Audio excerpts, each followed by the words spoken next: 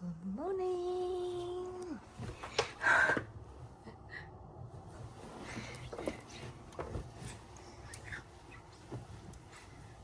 It's really cool.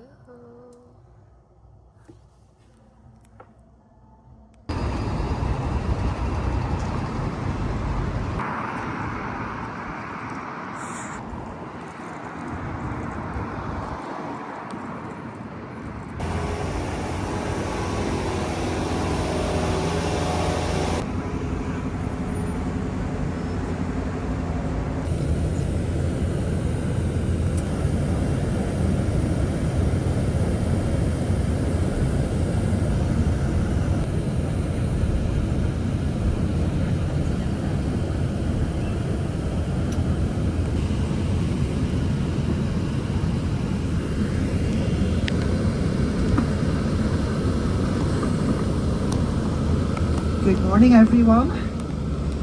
Welcome to Belfast and to Belfast City Sightseeing Tour to the Giant's Causeway, including Game of Thrones locations and Dunluce Castle and Carrickfergus Castle. Before I go too much further, I just want to check everyone can hear me. So if you can hear me, clap your hands. Thank you. I'm actually hoping that's not the only round of applause I get all day. Hint, hint. You'll be pleased to hear that Belfast City Sightseeing employs only the best of drivers and guides. Sadly, none of them are all expecting.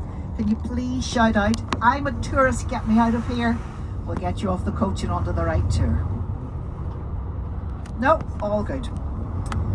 Now, please remain seated at all times while the coach is moving. Now, it's the law here that you are your seatbelt on a coach. If we're stopped by the authorities and you're not wearing your seatbelt, you will pay the fine. Not me, not Alan, not Belfast City Sightseeing, but yourself. And it is quite hefty, I can tell you. And we've already had advance warning that the vehicle goes out with the Vehicles Agency as at Carrickfergus, so just be warned. Take a quick look now around the coach and identify the emergency exits and the little hammers that can be used to smash any glass to make an exit in the very unlikely event of an accident. Alan, our driver, is experienced. He's done this tour many times, many years, as have I, and he's never had an accident so far today. Now, halfway down the coach at the wee steps, Alan has tied a big black bin bag for your rubbish. If you do have any rubbish, please put it in the bag. Don't put it on the floor, because if you do, when we get back to the yard tonight, our cleaner Siobhan will have my guts for garters. She's a real walking, talking Martha Stewart. Without the jail time, of course. Well, as far as we know. Now, there is one toilet on the coach, and this is for emergency use only, number ones only, because we will be stopping at various places en route, and please use the bathrooms at each of the stops.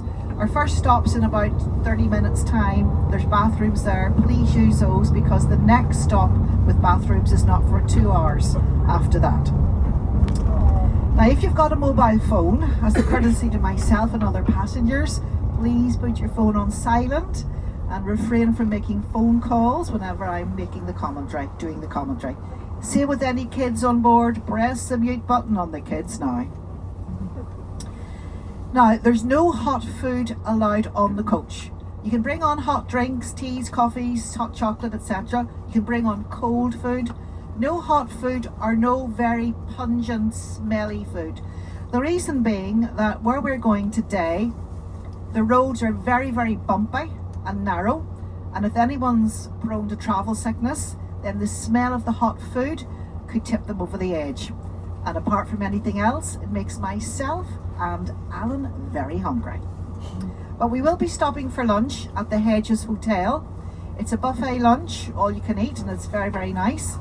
I've got discount vouchers, and that will get you 10% off the price of the food. If you've got a packed lunch, there are outdoor tables that you can sit at to eat your packed lunch. They only allow people into the hotel who are having the lunch. And that's because we've got 2 coaches going up today.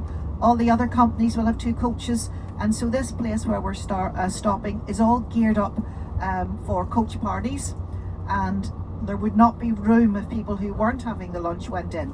There is a small coffee shop near to the hotel, which may or may not be open. We've got no control, of course, over that, just the hotel. But beside the coffee shop, there are outdoor tables and there are bathrooms there as well for anybody who's not going into the hotel for lunch. Now, if you do suffer from travel sickness, please just shout out. I do have sick bags. I've got travel sickness tablets as well. These are for adults only, and of course you take them entirely at your own risk. So we're on a very tight schedule today, as you can imagine. And that means that we don't wait for latecomers. So there's a wee whiteboard at the front, and on the wee whiteboard in red pen, I put the time that you need to be back on board for. If you're not back on board for that time, then we will go without you. It's up to yourself to get a taxi or public transport or whatever to either catch us up or to return to the city. And I can tell you now, public transport is very few and far between where we're going today. So the only difference between a hitchhiker and a passenger on this coach is literally seconds. So make sure you check the whiteboard when you're getting off the coach so you know what time that we're departing. We do have air conditioning, obviously, and heating, obviously, on the coach. If you're too hot, too cold, just shout out, and Alan can make any adjustments that you need. Same with any questions. If you have any questions, shout out. You know, I've been doing these tours a long time. I can hear people even if they're at the very back. So if you do have a question at any time, just shout out. I will do my best to answer. Easy questions, of course, I will deal with. The more difficult ones, I'll pass to Alan. Now, if you wish to chat or to translate, do of course feel free. You're on your holidays, and this is supposed to be a nice day out for you. But if you do translate or chat, keep the noise down as much as you can so that everyone else is able to hear the commentary. Now, when we get to the Giant's Causeway and to other places, we will drop you off and come back for you later on. We cannot guarantee to park in the same place where we dropped you off. It's up to you to find the coach. Now, nearly all of the coaches will be white, like this one. So what I suggest you do, when we do our first stop, take a photograph of the number plate of the coach, and that will help you find it. It's a white coach. Nearly all of the coaches are white. There's a number 1 in the front window, and there's a big red City Sightseeing Belfast sign. So take a photograph of the number plate of the coach, and that will help you find it later on today. So, with all of that out of the way, I've just got the weather forecast. I checked last night on the BBC website for Causeway Head. That's the nearest weather station to the Giant's Causeway. They've said top temperature today 10 degrees,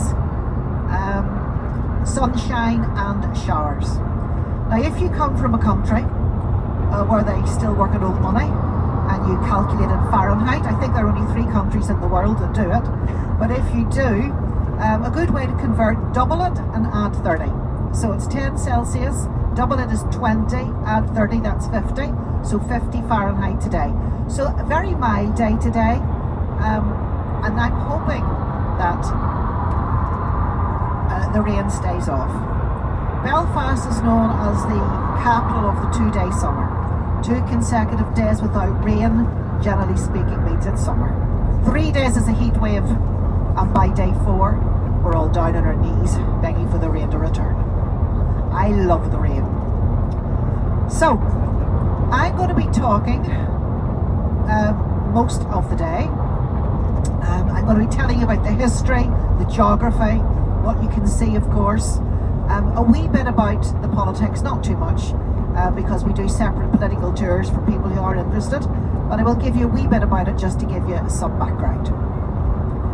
So sit back now, relax, enjoy the views, enjoy the commentary, and enjoy the tour. So we're heading now towards the town of Carrickfergus, where we make our first stop. So if you imagine Ireland to be a vertical rectangle, Belfast Belfast is situated about a quarter of the way down on the right hand side, the east coast.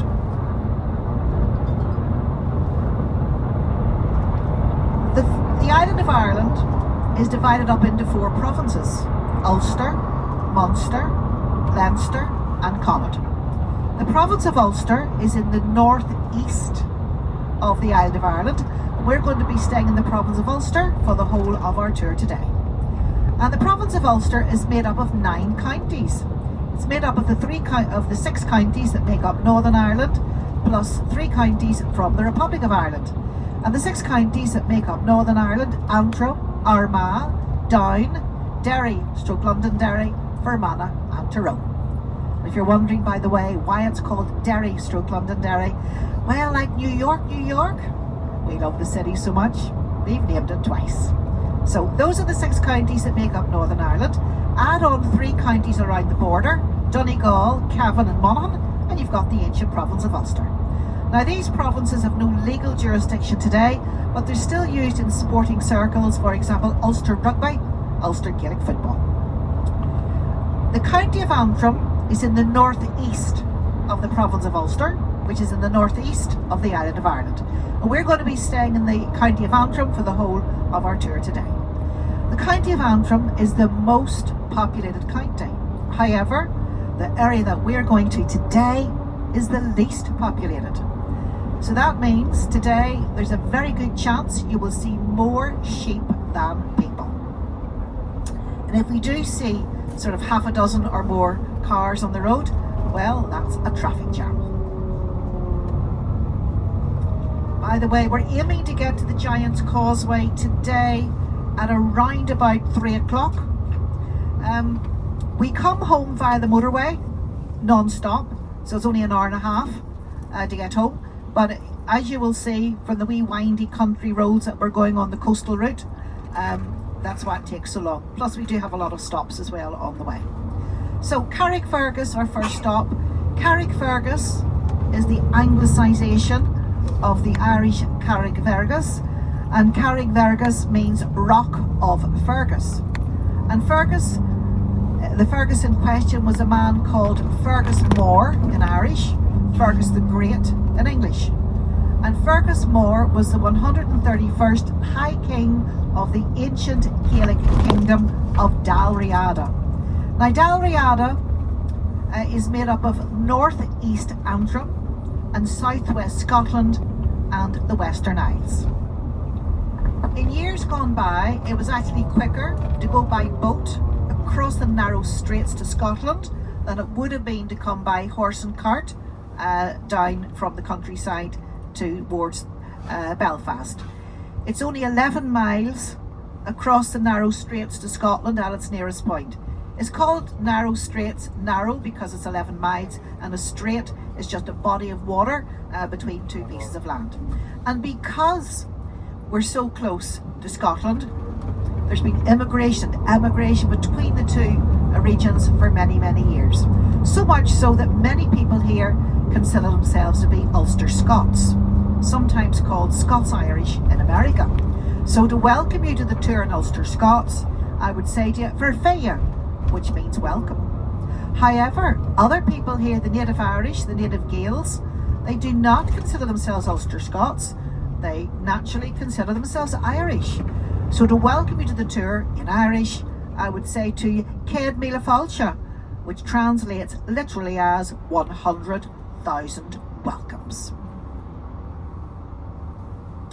Incidentally, under the Good Friday Peace Agreement, all major government documents here must be in 3 languages: English, Irish and Ulster Scots. Radio and television programmes are in 3 languages: English, Irish and Ulster Scots. About 5% of the population speaks Irish, about 3% speaks Ulster Scots, everybody else speaks English, albeit with an accent, or so I've been told. Actually, I don't think I do have an accent. I think it's you that has the accent. The Belfast accent was recently voted the sexiest accent in the world. And believe you me folks, Alan the driver and myself, we're making the most of it.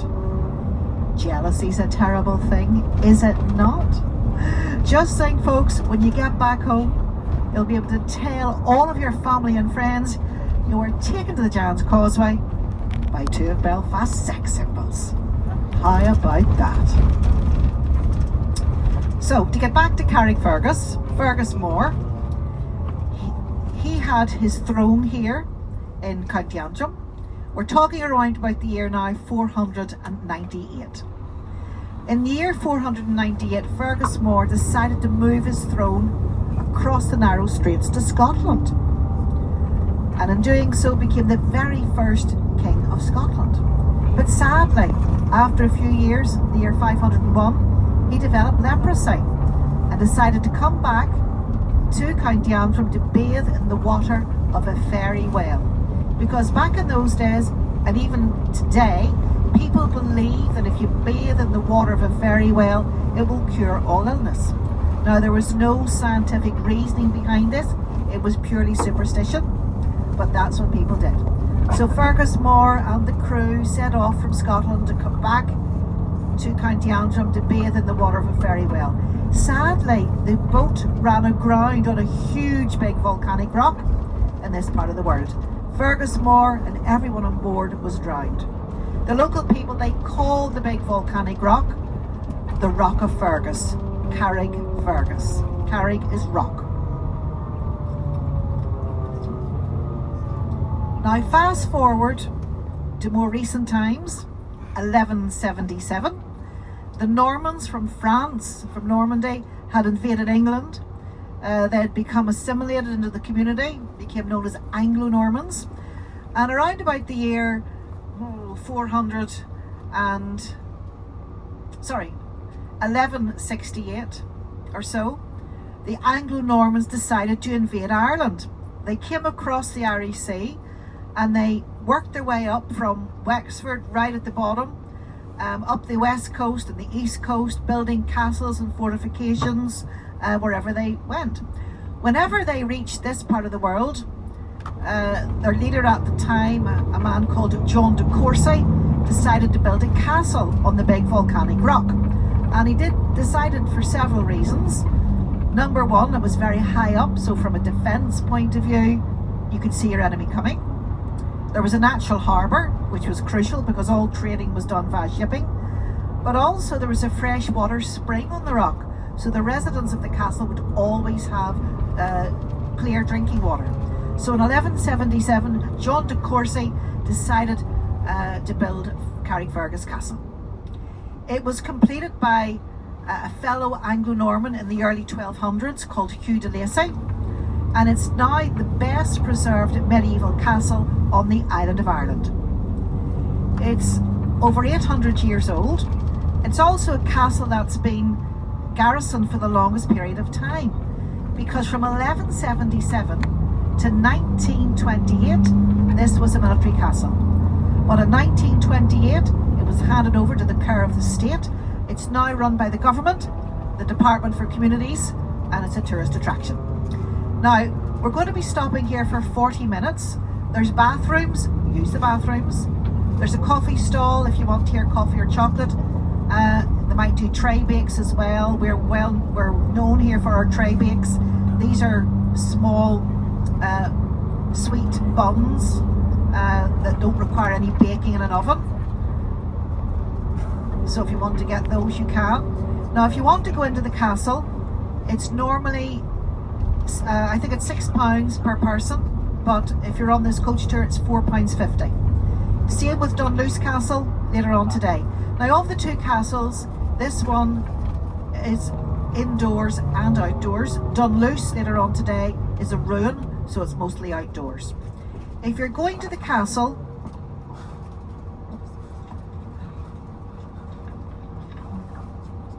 I'm going to pass two laminated sheets, one each for each side of the coach. If you want to book your ticket online, you can, or you can pay at the door, it doesn't matter. It's £4.50.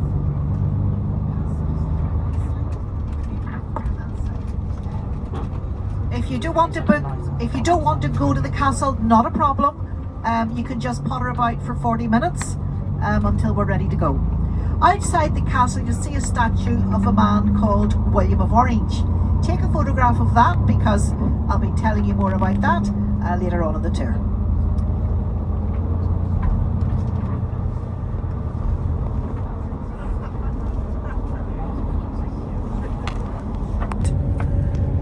His homestead is now a tourist attraction. Now we don't have time to visit that of course because we're on a tight schedule, but he came from Carrickfergus. We've no Australians on board today, but the Australian soap opera Neighbours, if you watch that, the actress Jackie Woodburn, who played Susan Kennedy, her family emigrated in the 1950s on the £10 palm ticket. But the two most famous people associated with Carrickfergus would be William and Catherine, the Prince and Princess of Wales. In the late 1800s, the British peerage title of Baron and Baroness Carrickfergus had fallen out of usage. And whenever the late Queen's grandson, Prince William, got married to Catherine Middleton in April of 2011, the late Queen bestowed upon her grandson as a wedding gift the title Baron Carrickfergus, making of course his new wife Baroness Carrickfergus. And both William and Kate, the Prince and Princess of Wales, have been to visit Carrickfergus many, many times. Now, when we get there, folks, if you're going to the castle tour, follow me and I will take you up to the box office. There's a wee gift shop there, and also there's bathrooms. But if you're not going to the castle, there's other bathrooms you can use, and I will show you those as well. But when we do get there, which is in a few minutes time, please be wary of the traffic, other cars. Be mindful of the traffic. If you come from a country that drives on the other side of the road, please be careful. Don't go and get yourself killed. Far too much paperwork for me to deal with. Remember, we drive on the left. So left is right and right is wrong. That's how you remember it. Left is right and right is wrong. Now there are two doors on the coach. There's the front door that you came in when you boarded to begin with. There's another door on the driver's side. Now it's up to Alan whether or not this door is opened, because it all depends on whether or not Alan feels it's safe to do so. So we'll see, it just depends on the traffic. Then our next stop is the Carrick-a-Reid rope bridge. Now that's only a photo stop, 10 minutes. Then we go to the Dark Hedges and the Hedges Hotel for lunch for 1 hour 15 minutes. Then we go to Dunluce Castle for 30 minutes. And then we go to the Giant's Causeway for 1 hour and 45 minutes. We're leaving the best until last.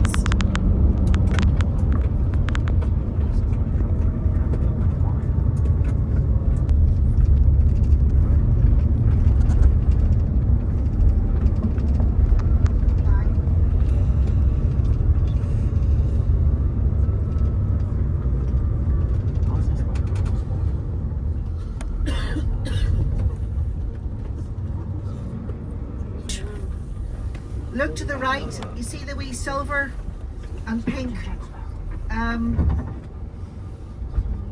little coffee carts, and the bathrooms, I'll show you in a moment. So back on board, leaving here 10 o'clock. Leaving at 10 o'clock prompt, sharp.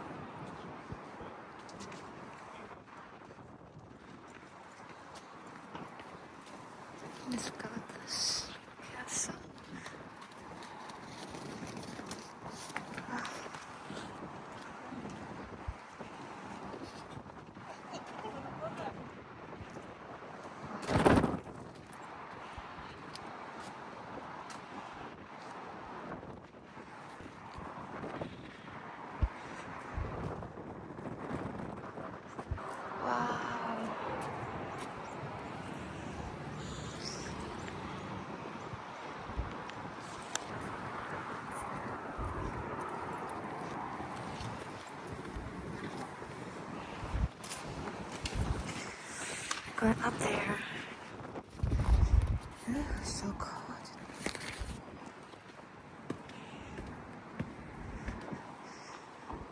Wow.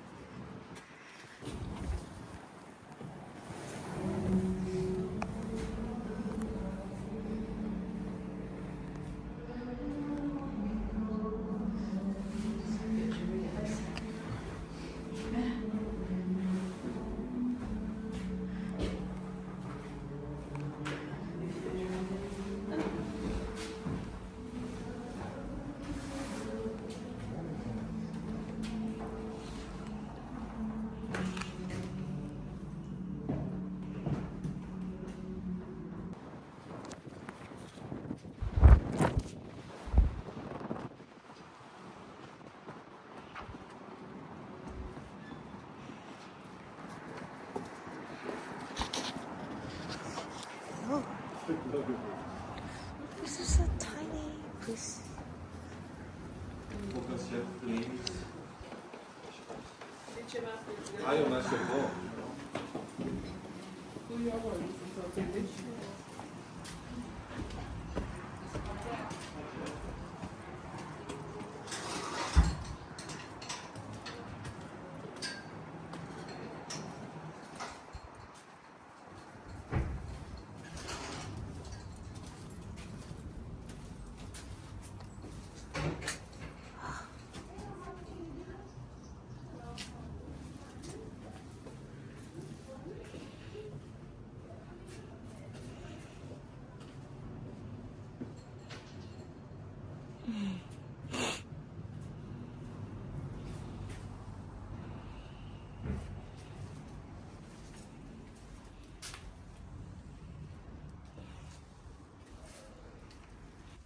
So I check this is gonna open.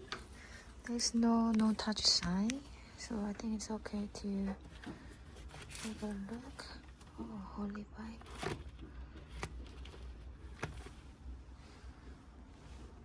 It says just keep it tidy, so I think it's okay to look around.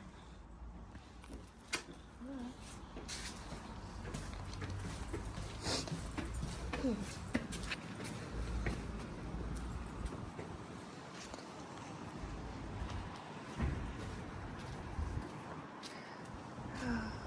The doors are closed.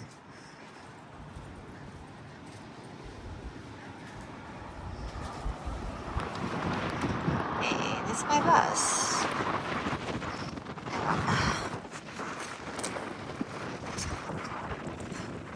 That one is my bus. My couch.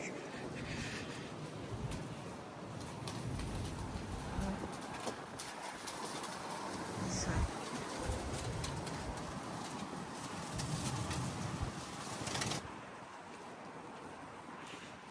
Just back over. You can smooth it like this. Oh, you can see the port from here.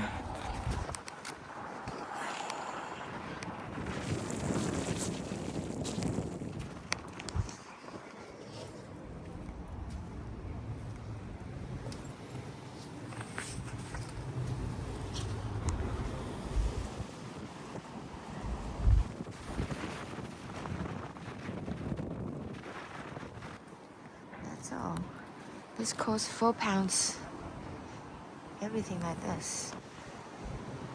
This is all the area they open for tourists. £4.50. That's it. And we can stay like 40 minutes here. And I did finish in 10 minutes.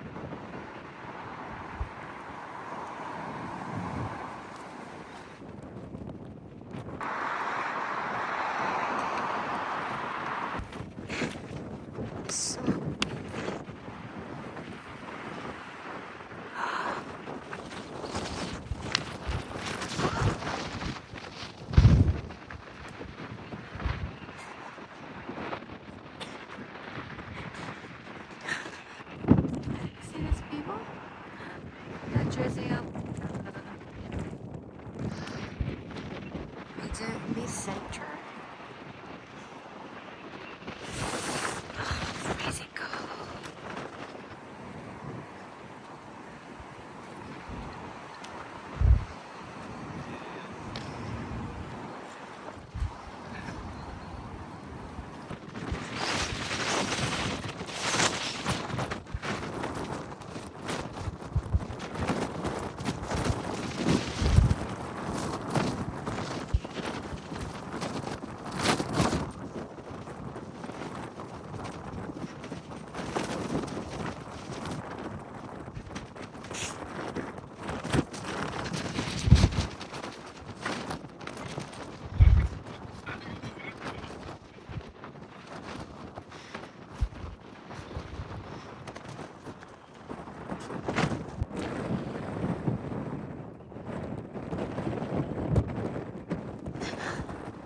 Okay, finally time to refill this.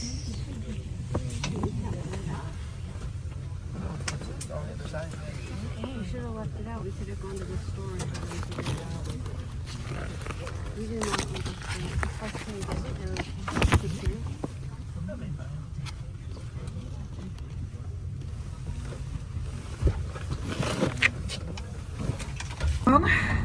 Thank you for coming back on time. Makes a big difference. I hope you enjoyed your wee jaunt around Carrickfergus Castle, those who did it. And those who didn't, hope you enjoyed your wee walk, your coffee and your tray bake. Good.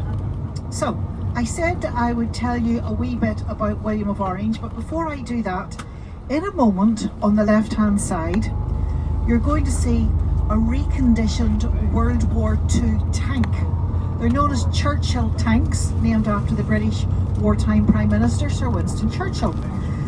During the Second World War, the Nazis were trying to blast the Harland and Wolff shipyards because Harland and Wolff was building ships for the Royal Navy. They also did tanks, as you will see in a moment. So for the duration of the Second World War, Harland and Wolff moved out of Belfast to try to avoid the German bombings, and they came here to Carrickfergus and they made these tanks. Now this tank coming up on the left is a reconditioned one, and it was used by the North Irish Horse Regiment during their Italian and North African campaigns. They've all got individual names, and this one, naturally enough, has been named the Carrickfergus. So I'm told that, now I'm not an expert on World War II, but I'm told on good authority that they were the workhorses of the Second World War. So the local community here, they raised the money to buy it. That's it there on the left. And they're called Churchill tanks. They held 4 people, apparently. And that one was known as the Carrickfergus. After the Second World War was over, then Harland and Wolff went back to the shipyards in Belfast. And at the end of this footpath, in a moment on the left hand side, you're going to see some sculptures. They're metal sculptures, and they represent the Anglo-Normans who invaded here and who built Carrickfergus Castle. It's right at the very end of the footpath. Now sometimes at Christmas they put on antlers to them, they put on big ears at Easter, you know, of a rabbit's bunny ears at Easter and that kind of thing. And sometimes if there's a football match on, they might put a scarf around their neck. But these 3 sculptures here on the left, they represent the Anglo-Normans.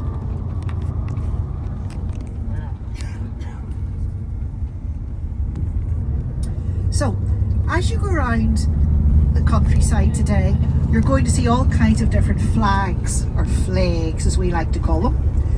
And wherever you see the Union flag of the United Kingdom, you will know you're in a loyalist or unionist part of the country, where the people mostly would be Protestant and pro-British. A loyalist or a unionist is someone who'd be loyal to the King and who wants Northern Ireland to stay in the Union of the United Kingdom. Wherever you see the green, white and orange tricolour, the flag of the Republic of Ireland, you will know that you're in a Republican or nationalist part of the country, where the people mostly would be Catholic or pro-Irish. A Republican or a nationalist is someone who wants Northern Ireland to leave the United Kingdom and to join with the Republic of Ireland for Ireland to be once again one nation. And in a nutshell, that's what the Troubles here were all about. Some people wanted a united Ireland, other people wanted a united kingdom. The reason I'm telling you this is because you're going to see certain flags or flags as we go around the country. Now the pro-Irish community are often referred to as the Greens, and the pro-British community are often referred to as the Orange, after William of Orange. So that statue of William of Orange that you saw outside the castle, he was a Dutchman and a Protestant. Back in the summer of 1690, he came here to fight for the English monarchy, the War of the Two Kings. He was fighting for the English throne. He was fighting against his father-in-law, his wife Mary, her father James, the Catholic King James II. William of Orange won the Battle of the Boyne in July of 1690. He retained his kingdom and he laid down the foundation for the British constitutional monarchy as it exists today. So the Battle of the Boyne, very significant in UK constitutional history. There's actually a statue of William of Orange outside Kensington Palace in England, once the home of the late Diana, Lady Diana, the previous Princess of Wales. Now in a moment, on the right hand side, I'm going to show you Kilroot Orange Hall. There are more than 600 Orange marching bands here. The marching band season starts at Easter and goes until the end of September. During the season, the bands march 2 or 3 nights a week and every single weekend. They meet monthly in the Orange Halls, the Orange Men as they're known, followers of William of Orange, pro-British people. The main day in the Orange marching season is the 12th, the main 2 days, the 12th and 13th of July. Public holidays here, but thousands and thousands of Orange men march across the province.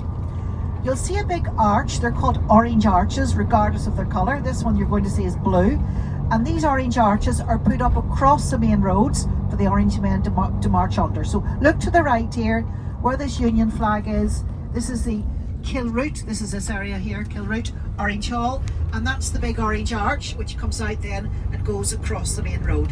Hundreds of these go across main roads, all different colours, all referred to as orange arches. So the 12th of July, the main day in the Orange marching season. The 11th of July is known as 11th night, bonfire night, and at the stroke of midnight on the 11th of July, hundreds and hundreds of bonfires are lit in pro-British communities to commemorate William of Orange's victory at the Battle of the Boyne. They don't light bonfires on November the 5th as they do in England. The bonfires are lit on what's known as 11th night, the 11th of July at midnight. And that's the main day in the Orange marching season. Now this is Kilroot. The word Kilroot comes from the Irish. Kil means church, root is red head, so Church of the Red Head. Now they're not talking about red-headed people with red or ginger hair. They're talking about a headland, and the reason it's called the Red Headland is because the soil is very orangey, reddish and sandy colour. Now under the road here that we're travelling on, and you'll see in a moment on the right hand side the entrance to the Irish Salt Mining Company.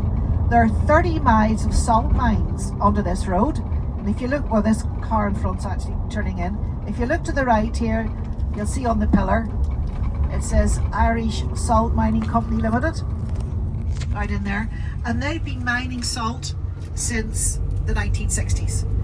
There are only 3 salt mines in the geographic British Isles. There's one here in Kilroot and 2 across the water. I believe they're in England. So salt from Kilroot is exported right across Europe and Britain. It's reddish in colour, hence the name Kilroot. And it's not used for cooking or culinary purposes, it's used for the gridding of roads. So there's a very good chance, if you live in Northern Europe or in GB, across the water, that you will use the salt, the grit from the salt mine in Kilroot here to grit the roads, the lorries. And Kilroot also had a very famous rector at one time. Now Church of England, you have ministers.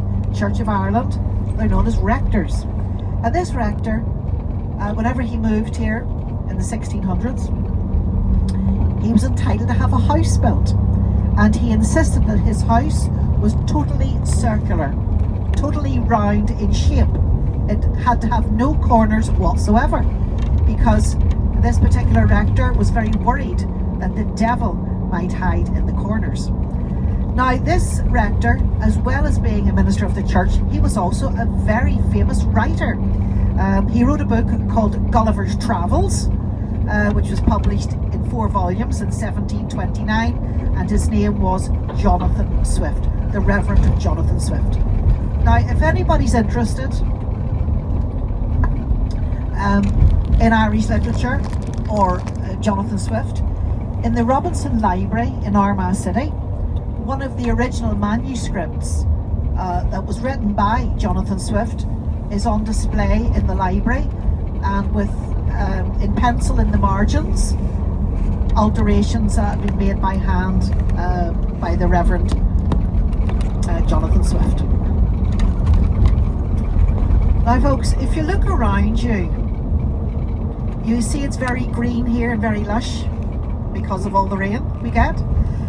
Certainly lives up to the old Irish song, 40 Shades of Green, which, by the way, was not written by an Irish man or an Irish woman, but in fact by an American, a country music singer, whose nickname was the Man in Black. Anybody know who I'm talking about? Yes, Johnny Cash. Apparently Johnny Cash was in an airplane. It was travelling over the island of Ireland.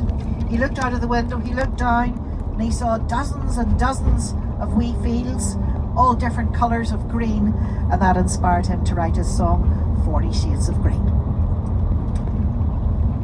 Now, I did say, imagine the island of Ireland as a vertical rectangle, and Belfast is about a quarter of the way down the right hand side, and to the left, to the right of that, is the Irish Sea, which you can see here to the right. When we get right to the top corner and turn left, it'll be the Atlantic Ocean. We are the most westerly island in Europe. Next stop, America or Canada. We do have a few Americans on board today, I know. If you get fed up listening to me, you can always swim home. Next stop, America and Canada. Now we're going to be on this coach for the best part of 9 hours. So I'm hoping that you get to know me a wee bit and I'll get to know you. So you already know that I'm a tour guide and I'm called Lisa. But for the majority of my career, I was a broadcaster with the BBC in England. I went to university in England and went on to work in broadcasting. I was a presenter of an afternoon programme on local radio, which I did for years and years and years. When I retired, I came home. Well, I retired early, in my early 50s, to come home and look after elderly parents. But I didn't want to not work. Now, I'd had my major career, and so I decided to retrain. I retrained as a tour guide, and I've been doing tour guiding ever since, for about 15, 16 years now. So now you know how old I am. Of course, I'm much too polite to ask you how old you are, but yes, I've been doing it now for 15 years. So people used to say to my husband, "Oh, it must be wonderful having your wife on the radio every day." He says, "Yes, it's fantastic.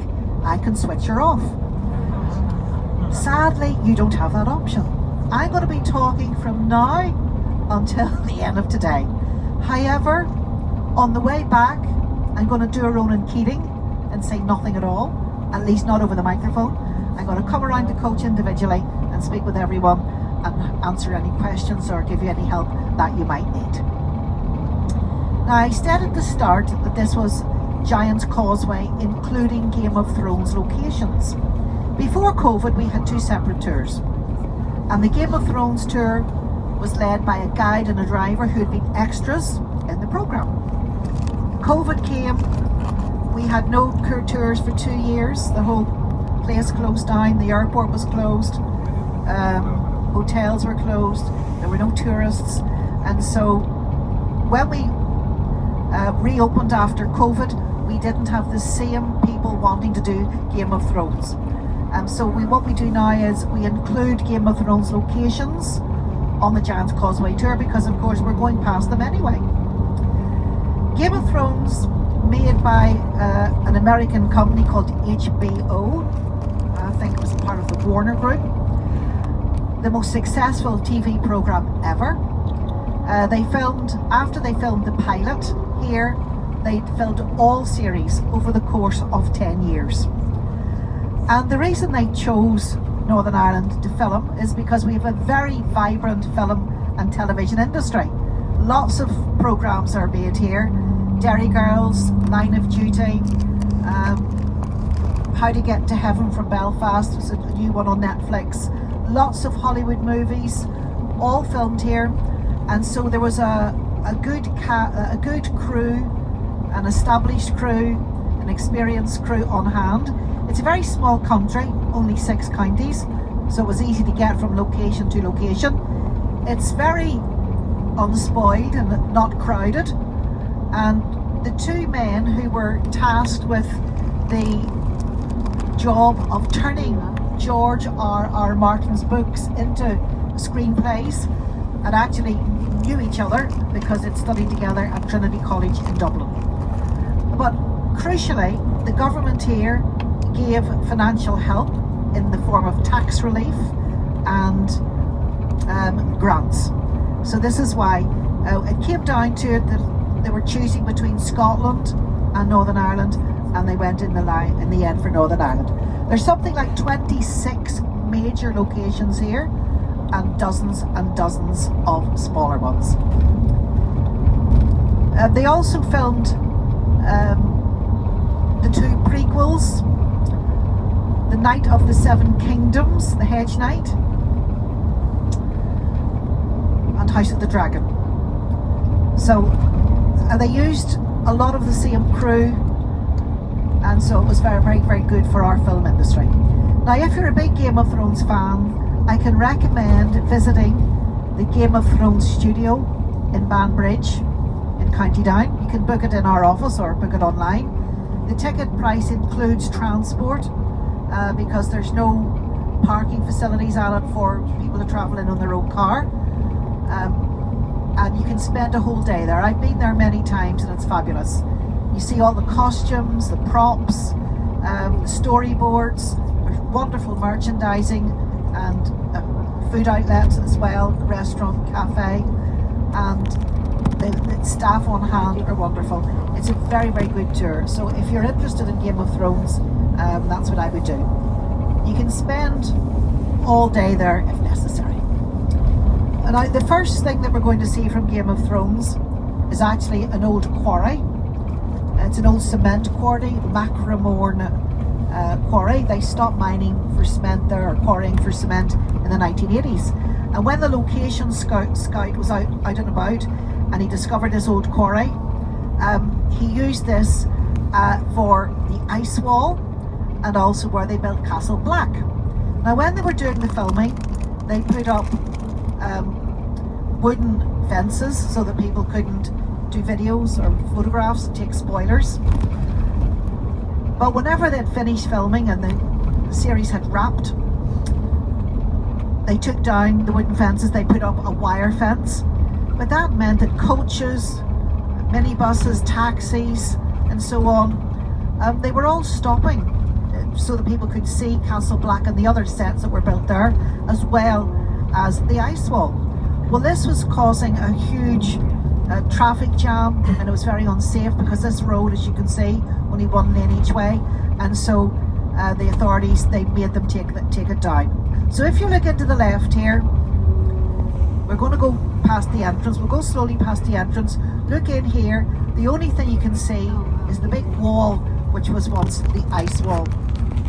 Castle Black, if you're a Game of Thrones fan, was built 8 millennia ago under the direction of Bran the Builder, or King Brandon Stark, with the help of soldiers and other giants. So Castle Black and the other sets that were there, they had to be taken down. They've moved them to the studio. Now Castle Black has not yet been rebuilt at the Game of Thrones studio, but I am told that it will be soon. So if you want to see, the sets and so on, make your way to the Game of Thrones studio in Banbridge, County Down. So, I did say that we would see more sheep than people as we get closer to the Causeway. Also, if you've got a mobile phone, you may not get a signal because it's quite remote. I'm on O2 and I can't get a signal, so I'm not sure what network you're on. But if you can't get a signal, it's not your phone that's not working. It's because we're so remote. And also there's no Wi-Fi or anything like that. So the next town that we're coming to is called Larne. It's a port, and you can get a ferry from Larne across the water to Cairnryan in Scotland. It's the quickest route by ferry across the Irish Sea. It takes 1 hour and 45 minutes, which is excellent, across the narrow straits.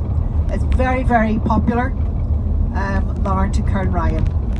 Now, when I was, as I say, in my early 50s, I was 53 when I retired, and I was coming back home. I had 2 cats, and I wanted to bring them with me. Now, I was living in Leicestershire at the time, and my nearest port would have been Liverpool. But the journey from Liverpool is between 8 and 10 hours on the ferry, either during the day or overnight. But you weren't allowed to bring the cats up on board. They had to be kept in the car, in their carriers, and you weren't allowed to go down to the car deck during the ferry crossing. Well, I didn't want to do that, so I put the 2 cats in their carriers in my car, and I drove from Leicester to Cairnryan in Scotland, because I knew the journey was only 1 hour and 3/4, but more than that, you were allowed to bring the cats up on board as long as you didn't bring them anywhere where they were selling food. But the weekend that I chose to move home, I couldn't have picked a worse weekend, because Crufts Dog Show, the biggest dog show in the UK, was on at the National Exhibition Centre, the NEC in Birmingham. So of course everyone who was exhibiting dogs had the same idea. So when I went up to the bar with the 2 cats in the carriers, they were met with dozens of dogs, all barking. The cats were traumatized, and so was I. However, I'm glad I did it, because they lived to tell the tale. And Pepsi was 20 when she died, and Pixie was 17. So they had good long lives over here with me.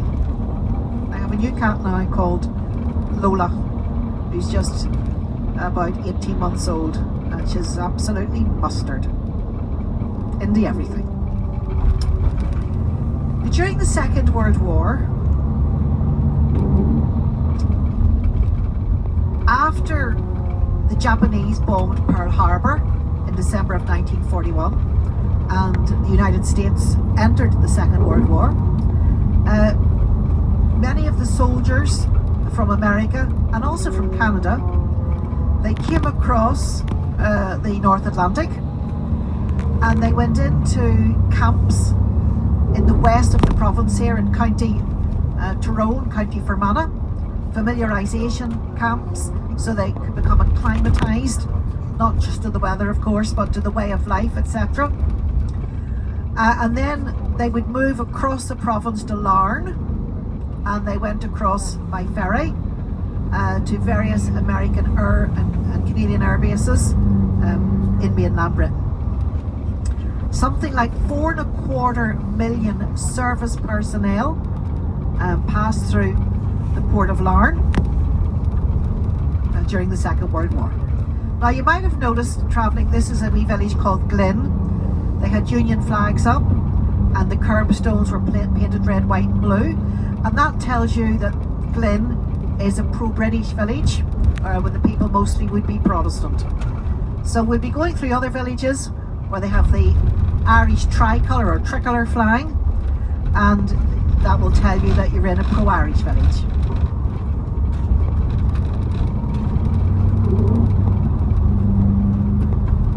So we're very lucky folks with the weather so far. My granny always used to say, if you can see a patch of blue in the sky that's big enough to patch the sailors' pockets, it was going to be blue skies and sunshine. I hope she's right, because there's lots of blue sky today, and I'm hoping the rain stays away. It was very blustery at Carrickfergus, and if you think that is blustery, wait until you get to the Giant's Causeway and the Carrigareed Rope Bridge viewing point, because you get a very blustery wind from the North Atlantic. Now the people of Larne, this is a pro-British town, are very patriotic to the royal family. And whenever the late Queen Elizabeth II was celebrating her Diamond Jubilee, that's 60 years on the throne, they commissioned a piece of public art. It's very small and discreet, so it is difficult to see, but I will do my best to point it out to you. Whenever the late Queen Elizabeth II celebrated her Platinum Jubilee, that's 70 years on the throne, they repainted it, freshened it all up. The longest reigning monarch in British history ever. And prior to that, it was Queen Victoria. So I will tell you that the piece of public art is in the middle of a roundabout. So it's going to be on your right-hand side, stroke straight ahead of you, but you'll all see it on the right-hand side. But like I say, very discreet, difficult to see. Keep your eyes peeled. I'll tell you when we're coming to it so that you don't miss it.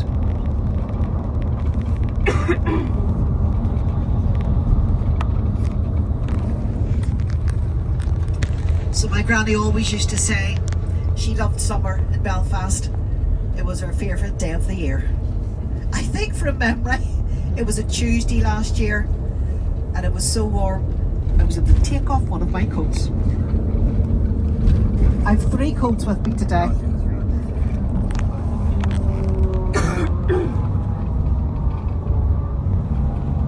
So we're going to be travelling up the Causeway coastal route. It's 120 miles from Belfast to Derry, Londonderry. Now we're not going as far as Derry, Londonderry. We're just going as far as the Giant's Causeway.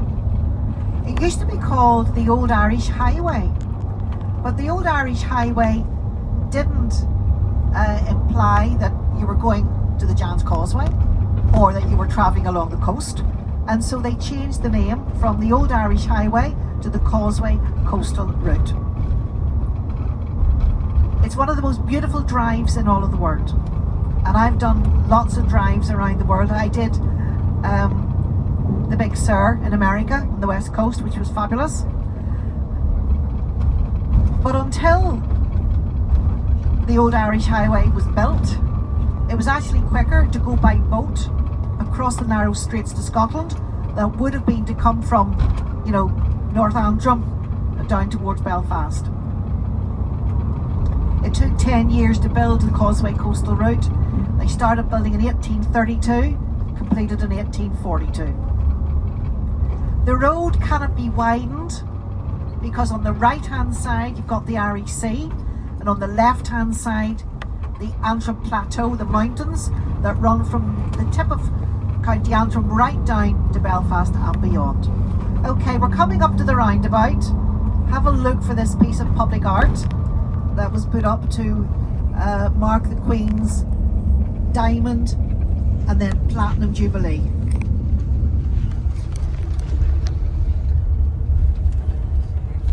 You really have to peer to see it. Can you see it? There it is, right in the middle of the roundabout there. Yes.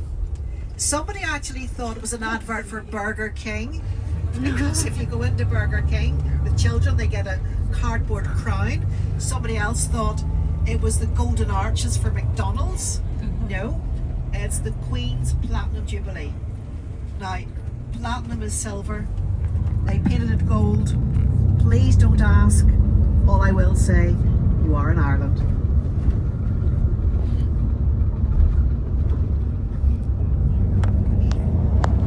We've cleared Larne. We'll begin the journey to the Causeway coastal route. Now, the Antrim Plateau is basalt, overlying Ulster chalk or limestone. Now, I'm not a geologist, but I have been told that Ulster chalk is much harder than the chalk of the very famous White Cliffs of Dover. It's very similar, but much harder.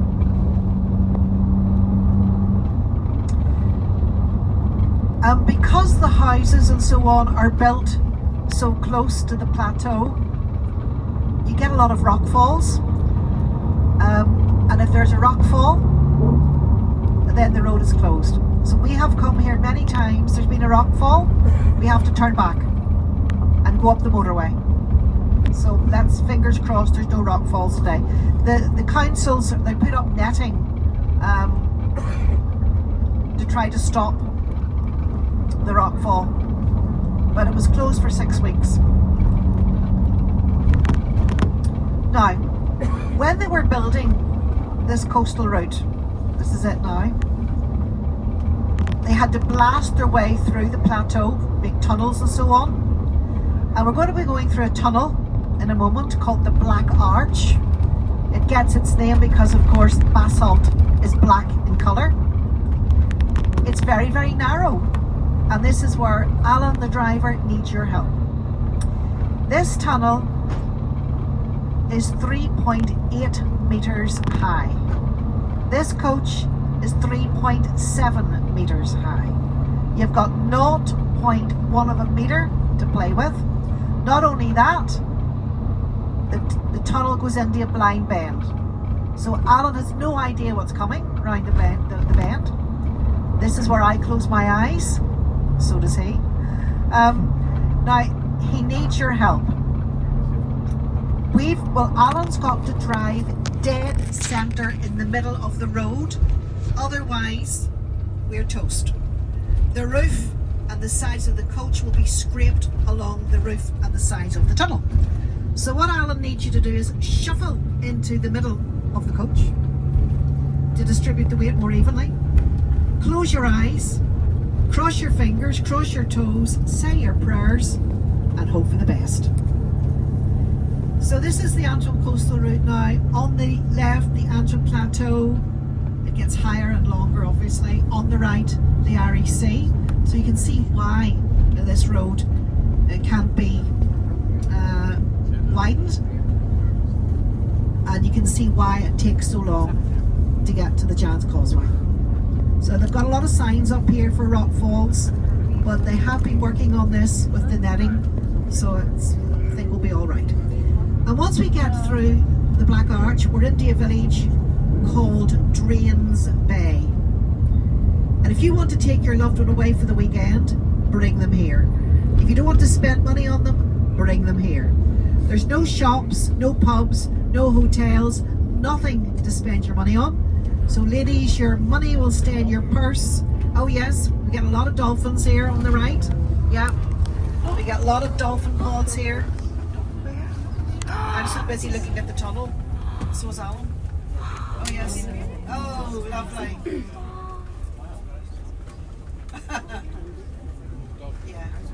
Okay. This is the bridge, okay, folks? Alan has to crawl through this dead centre in the middle. Glad it's not me driving.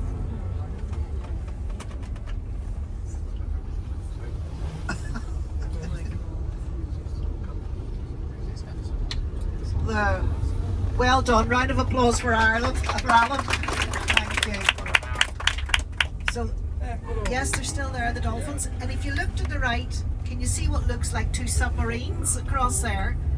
They aren't. They're two lighthouses. They're called the Maidens because it's quite particularly choppy up out there with lots of rocks. If you look to the right, can you see all these black boulders? That's rockfall from the plateau. I'll be talking about those later on. Now the sea here is extremely cold. You would not go into the sea unless you're wearing a wetsuit because it's absolutely freezing. And they say that people here invented the Smurfs. Because if you go into the sea here, you come out and you're blue with cold, like the Smurfs. So yes, this is Drains Bay. There's no shops, no pubs, no hotels, there's nothing to spend your money on. So ladies, your money will stay in your purse, in your handbag. Gentlemen, your wallets will stay in the back pockets. The moths can stay where they are. No need to open to spend your money on anything. The only thing they've got here in the summer months, and of course I use the word summer very loosely, they have a burger van in the car park called Scrub's Grub. A very off-putting name if ever there was one. I don't think it'll be here because it's not summer yet, it's not the weekend.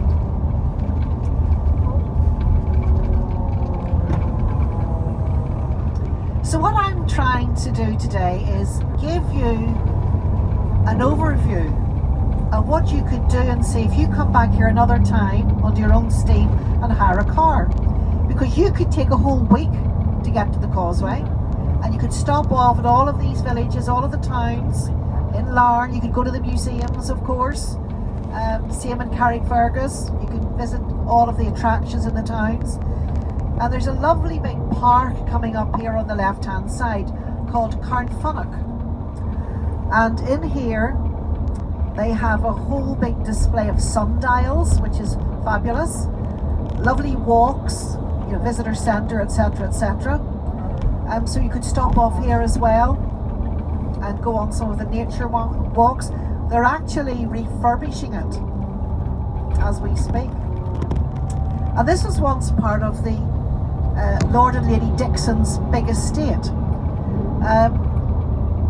Lord and Lady Dixon, he was Mayor of Belfast for a time, as was his father. And every summer in Lady Dixon Park in Belfast, in the month of July, they have the International Rose Trials. Thousands and thousands of roses on display, all different colours, different scents. They have a whole week of festivities. They've got bands, dancers, singers, cooking demonstrations, all kinds of things. And the local council puts on a park and ride to get you to the park, to Lady Dixon Park in Belfast in the summer. So if you came back here, you know, that'll be another thing that you might want to do.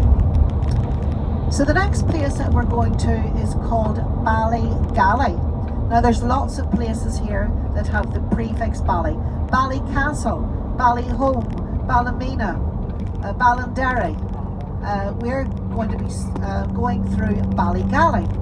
And Bally comes from an Irish word that means townland or place. And Gally is the anglicisation of an Irish man's name, Galach. So Ballygally, Gally's place. There's a castle. Oh dear, another blind bend.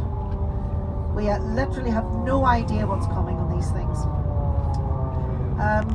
Ballygally Castle was 400 years old last year, built in 1625, said to be haunted by the banshee of Lady Isabella Shaw. She married her husband, Lord John Shaw. They came from Greenock in Scotland. They built the castle. They were aristocrats. Like all aristocratic families, they wanted the first two children to be boys, like William and Harry, an heir and a spare. When Lady Isabella gave birth to a baby girl, her husband was incandescent with rage. He snatched the wee girl away and locked his wife in a turret at the top of the castle. She was so distressed, she tried to escape and sadly fell to her death. And they say that the banshee of Lady Isabella roams the castle at night looking for her baby girl. A banshee, a female Irish ghost. Now this castle is nothing like Carrickfergus. Carrickfergus was built for the purposes of defence. This is more of a stately home. And when they were filming Game of Thrones, the cast and the crew stayed here. They stored all of their props and costumes here. And swimmers, they're brave. Smurfs, they're giving us a wave. This is the castle here. They had Game of Thrones banquets once a month. So look to the left here, this dark grey bit is the original. And as we go past, look upwards, You'll see a wee turret with a wee tiny window. That's from where she fell to her death. So as we go past here, look behind you and look up to the wee round turret. The white part, of course, is the new bit, and they do lovely morning coffees and afternoon teas, etc. So you could stop off there as well. Oh wow. So we're making our way towards the glens of Antrim. Now, a glen is just another word for a valley.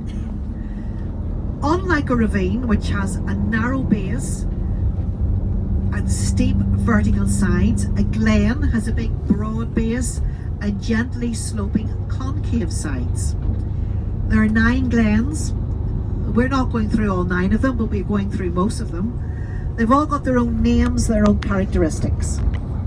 There's no truth in the story that the American musician, Glenn Miller, the English footballer, Glenn Hoddle, or the American singer, Glenn Campbell, lent their name to the 3 most famous glens. I will tell you the names as we go through them and what they actually mean. Now, normally,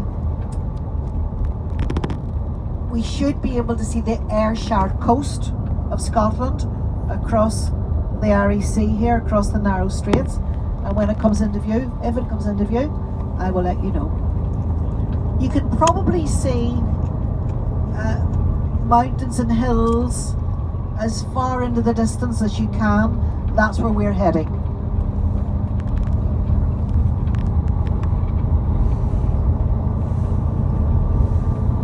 Now, the first glen that we're going to come to is called Glenarm, Glen of the Army. It was a garrison town, and there's an actual castle in Glenarm. It was built by the very first Earl of Antrim, and at the moment the 15th Earl of Antrim lives in it with his wife and children, his wife Aurora. The very first Earl of Antrim was called Randall MacDonald, not to be confused, of course, with Ronald McDonald of the hamburger chain. Every single Earl of Antrim is called Randall MacDonald. So Randall MacDonald, the 15th Earl, lives in the castle with his wife and children. They're adult children now. The grounds of the castle are magnificent. They've got fabulous tea rooms and gift shops. They've got a walled garden, and coming up shortly in the spring, they have the Tulip Festival. Thousands and thousands of beautiful, beautifully coloured scented tulips on display. They also hold activities in the grounds of the castle throughout the year. In Glenarm is an Ulster Scots community, so they have Highland games as well. In the grounds of the castle, they've got their own organic beef cattle.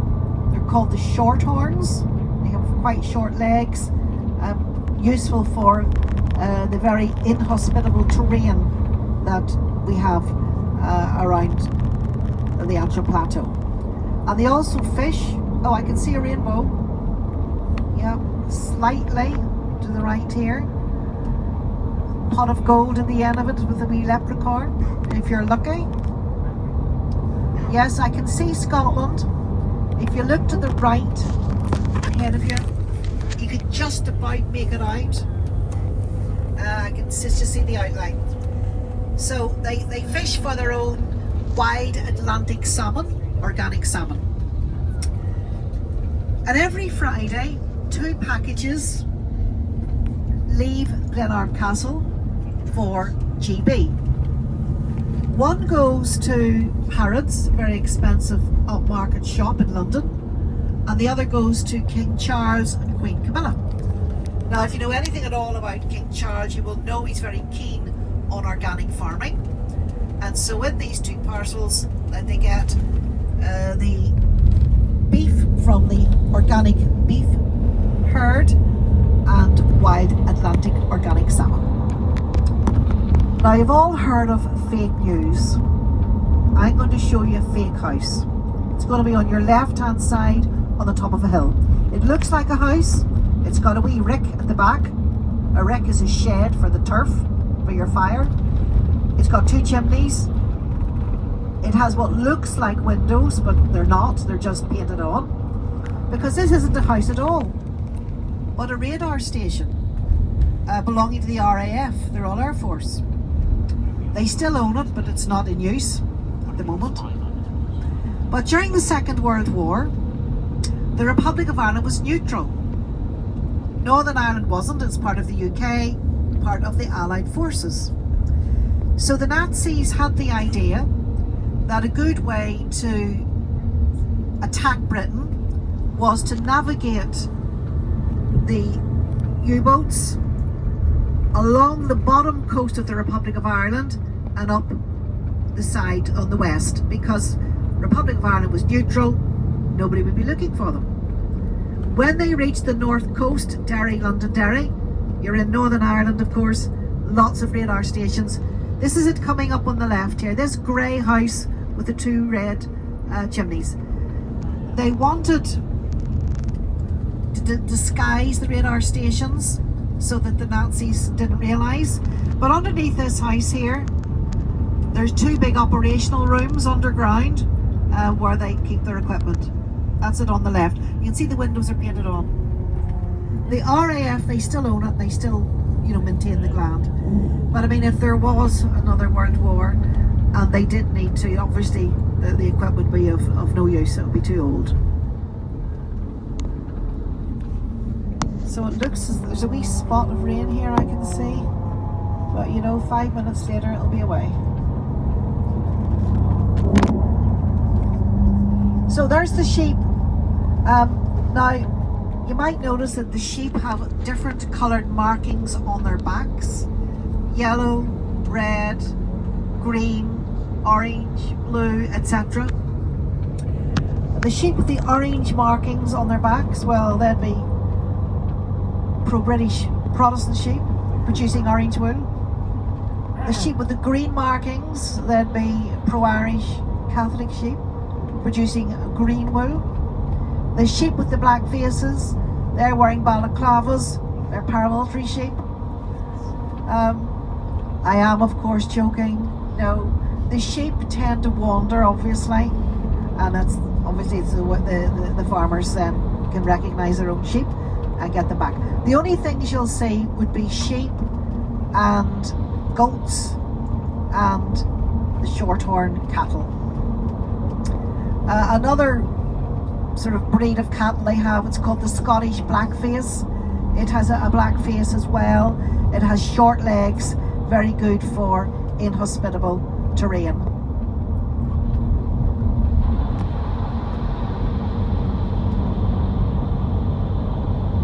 So, Glenarm, there's a marina. They do day trips to Scotland. There's the Glenarm Forest Park with its waterfalls and beautiful walks. So this is where I'd stop next, at Glenarm. I did say it was an Ulster Scots community. And when I was a teenager, I know you're not going to tell anybody, so I don't mind letting you know, one of my favourite Scottish boy bands was performing at the Highland Games, and myself and my best friend, we mitched off school, we hitched a lift from Belfast, lorries or anybody who would take us, and hidden in our school bags were our roller strollers, big wide tartan trousers, because my favourite boy band at that time, and I still like them, they sang songs like Shang-a-Lang, Summer Love Sensation. Anybody know who I'm talking about? Bay City Rollers, yes. They put a pin in a map of America. The pin landed on Bay City, and that's how they got their name, Bay City Rollers. So I told my mother and father I was on a geography trip, wouldn't be home till late at night, and she still doesn't know to this day. I'm a carer for my mother. She's 94 and she's registered blind and she's deaf, and I look after her full time, as well as doing my tour guiding. So if you look to the right here on the sea, you will see what looks like pontoons. These are salmon nurseries. There's one there to the right. Now, salmon fishing is passive fishing. You don't have a hook and a line. The fishermen put baskets underneath the pontoons. The salmon they swim into the baskets. They're closed behind them, and then the fishermen come and lift up the baskets. And the salmon are on their way to their spawning ground, their place of origin. They're heading to Bush Mills, the River Bush and Bush Mills, and the salmon season May until September. Okay, this is Glenarm, and Game of Thrones people. In a moment on the left, you see a jeweller's called Steenson's, and they made all the costume jewellery for Game of Thrones. They have a shop in Belfast in Bedford Street. They did things like the Lancaster lion pendant, the Joffrey crown, brooches, the stag pins, the silver fishes, etc. And they're not too bad in price. It's an old school, and it's now an artisan jewellers. And when I was doing my tour guiding training, we came up here to have a look at it. So this is it on the left. If you like Game of Thrones, you can go online. It's called thesteensons.com is the website. They didn't make the jewellery now for House of the Dragon. That was made by an English woman, a jeweller. But they did the jewellery for the Hedge Knight of the Seven Kingdoms. Now I'm going to show you to the left here. You'll see a wee street with lovely brightly coloured buildings. Up to the top of the street and you'll come to Glenarm Forest Park. And I'm going to show you the moat and the Barbican Gate of Glenarm Castle. You're going to look to the left here on this bridge and you'll see what was once the moat and the Barbican Gate. And here to the left. Now obviously people don't arrive by boat these days. There's a car park. But that was the entrance there to the left. The moat round the castle and the Barbican Gate. And the castle is behind this walled, the big wall here. You can't really see it. But if I was coming here on my own, I always bring my visitors here. And we have lovely afternoon teas and morning coffees. Very nice. So this is our first glen, Glenarm, Glen of the Army. Now,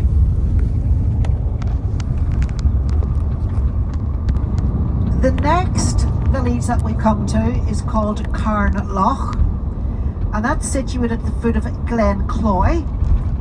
Glen Cloy means Glen of the Ditches. In Glenarm you'll see the Irish tricolour or tricolour, the green, white and orange flag, so you will know that this, when we get to it, Carnlough, is a pro-Irish Catholic community. And Carnlough is famous for a few things. And the first one, Paddy the Pigeon. There's a big plaque to Paddy the Pigeon on the boathouse at the harbour. During the Second World War, carrier pigeons were used to carry secret messages. And Paddy the Pigeon was awarded the Dickon Medal for bravery. And the Dickon Medal for bravery is the equivalent to the Victoria Cross for people, the Army's highest award. And Paddy the Pigeon was bred in Carnlough. He did his training and then was sent to the Normandy beaches just after D-Day, the D-Day landings in June of 1944. And information about the German advancement was put in a wee barrel attached to Paddy the Pigeon, and he had to fly back from the Normandy beaches to the first American air base in Hampshire with this information, which was crucial to the war effort. And Paddy the Pigeon flew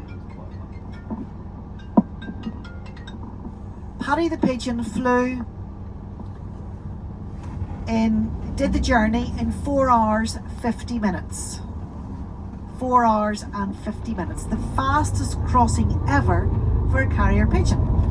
But not only had Paddy the Pigeon to fly as quickly as he could, He also had to evade the hawks because the Germans were training hawks to bring down the carrier pigeons.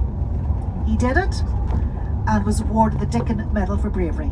The Dickon Medal, named after an English woman called Maria Dickon, and she set up an animal charity called the People's Dispensary for Sick Animals in the early 1900s.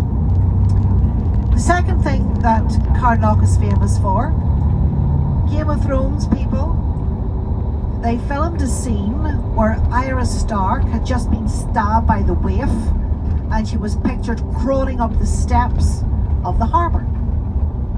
Now the scene where the stabbing took place was in Spain, so she must have been a very quick swimmer to get from Spain to Carlock in a matter of seconds. And if you go down to the harbour, there's a big plaque down there as well, all about Arya Stark and that scene that was shot for Game of Thrones. And the third thing it's famous for is the hotel in the middle of the village. It's called the Harbour View Hotel, and this was used in the recent Netflix television show How to Get to Heaven from Belfast. It made its debut, I think, a couple of weeks ago on Netflix. Written by Lisa McGee, who wrote Derry Girls. It's a comedy, and this Harbour View Hotel doubled up as a Noctara, I think, hotel it was in the TV series. It used to be called the Londonderry Arms. It's a whiskey hotel, the only whiskey hotel on the island of Ireland. I think there's several hundred whiskies available, and they do tours. They've got their own distillery there, and they do tours as well of the distillery in the hotel. It was called the Londonderry Arms originally because it was built by Lady Londonderry. If it's a place, it's Londonderry. If it's a person, it's Londonderry. And Lady Londonderry built this in the mid-1800s. It was a coaching inn, it was a stopping off point, because Carlock, halfway between Giant's Causeway and Belfast. Whenever she died, it passed on to several members of her family and eventually went to her great-grandson, who was called Winston Churchill. The same Winston Churchill I mentioned earlier. He owned the hotel for a couple of years, I think 1921 to 23, and then he sold it to raise money to build his estate, Chartwell in Kent. So you can see the flags here, the green, white and orange tricolour, the flag of the Republic of Ireland. The green represents the nationalist community, normally Catholic. The orange represents the unionist community, normally Protestant, and the white is for peace between the two communities.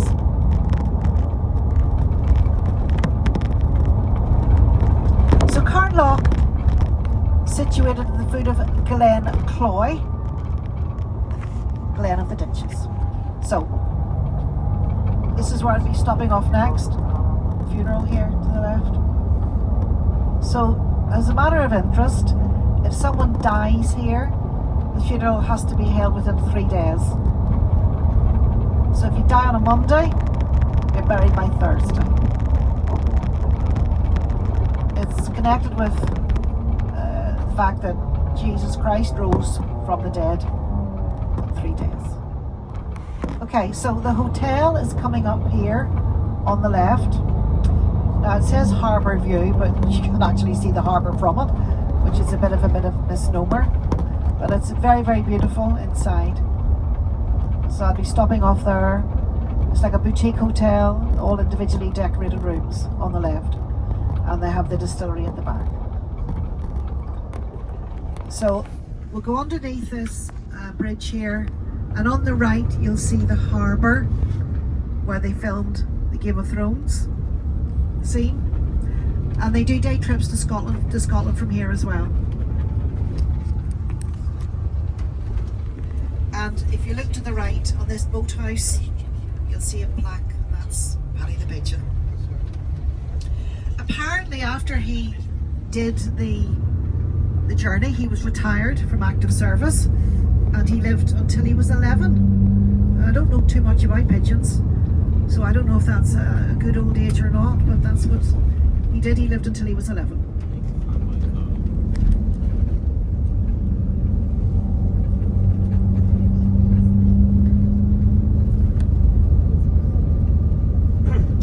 Now, the next village is called Waterfoot, and it's situated at the foot of Glen Arif. And Glen Arif is known as the Queen of the Glens. Glen Arif means fertile land, good land. And in Glen Arif, there's the Glen Arif Forest Park. Again, beautiful, magnificent walks with waterfalls and all kinds of things in it. And this is where Alan the driver needs your help. Again, Alan's granny lives in Waterford. She's called Annie. So she gets Granny Annie, like the pumps. Granny Annie. Granny Annie is an invalid, so she's confined to her bedroom. She lives in a terraced house, what's called a 2 up, 2 down. 2 bedrooms upstairs, 2 rooms downstairs. And Granny Annie, because she's confined to her bedroom, she knows what time this coach passes every day. And the car wheels her over to the window. She pulls back her net curtain, she waves. Alan toots the horn and we all wave back. Are you up for waving to Alan's Granny Annie? Because it makes her day, and makes his day too, and ours. So obviously the house will be on the left. It's number 37 Main Street. It's in a row like a terrace.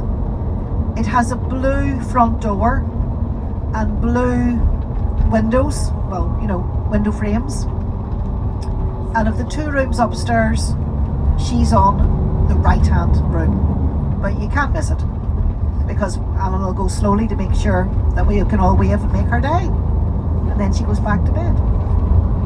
So it's very nice. It's the highlight of her day. Yes, the highlight of her day. Can you see these stone walls here to the left? I mentioned all these boulders. There's more there to the right. These fences, most of the fences are timber poles with wire, but the local councils are trying to encourage people to go back to the art of dry stone walling.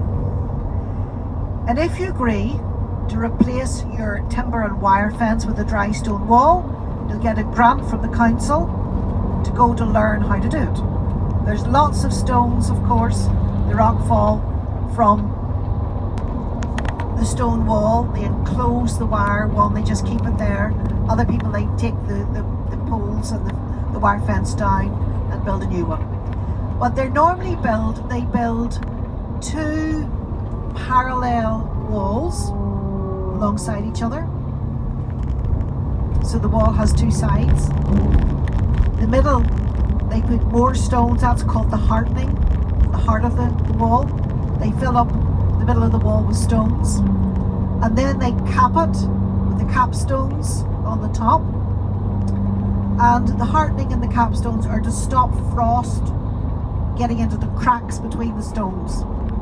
Now, a lot of these stone walls were built long before I was born, and they'll be here long after I have died. So the stone walls, not only do they look nicer, they're more environmentally friendly, because the habitats at the base of the wall is the natural habitat for small mammals and insects, and of course it's a good use of natural resources, and they're more aesthetically pleasing. But just outside Waterfoot, I'm going to show you a church and a churchyard, a cemetery. And in the cemetery you will see lots and lots of Celtic crosses. Now, Celtic cross is a traditional Christian cross with a circle at the top through the axis of the cross.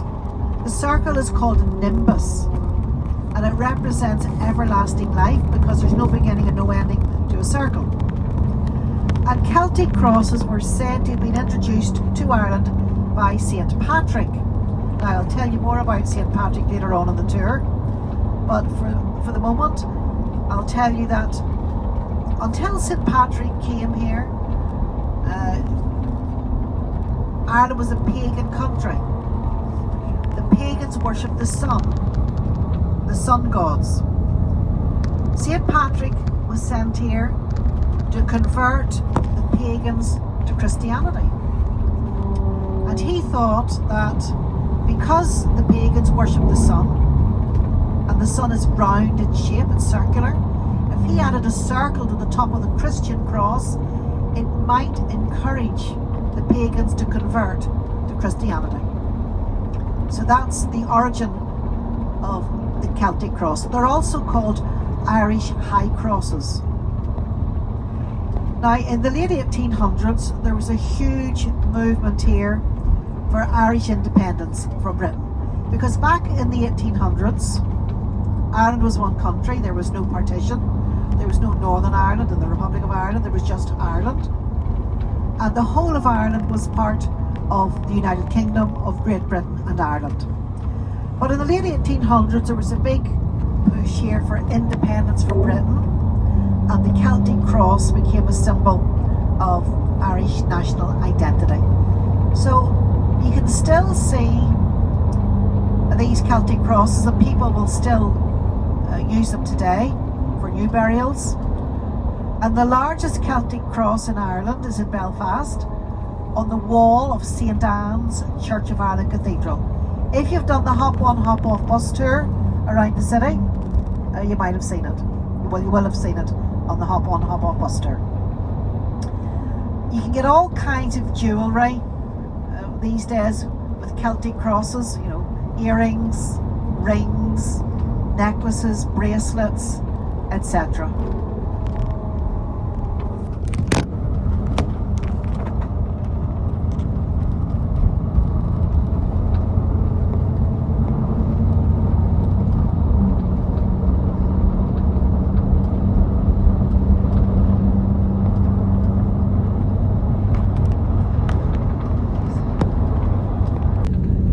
So folks, if you look out to the right ahead of you, you know, if you're looking at a clock, say like 2 o'clock, the 2, that's where we're heading. We're going to cross over the right round this other side of that headland that you can see, and there's only the one road. This is why it takes so long to get to the Causeway. So we're coming into Waterfoot. So there's lots and lots of stones, as you can see, with which to build dry stone walls. Now, I did say that Glenariff was the most fertile glen. It has the best land, which is why it's known as the Queen of the Glens. And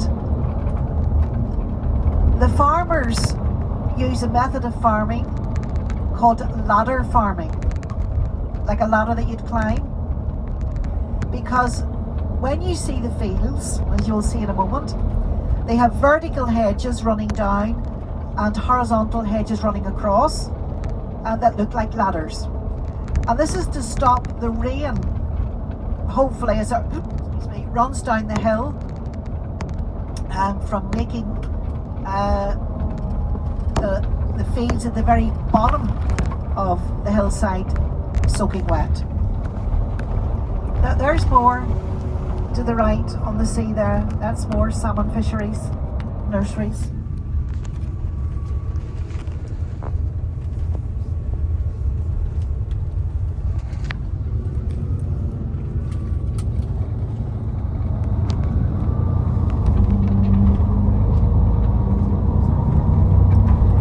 So you can see the ladder farming quite clearly now. If you look ahead on the right hand side to the land in front of you, to the right.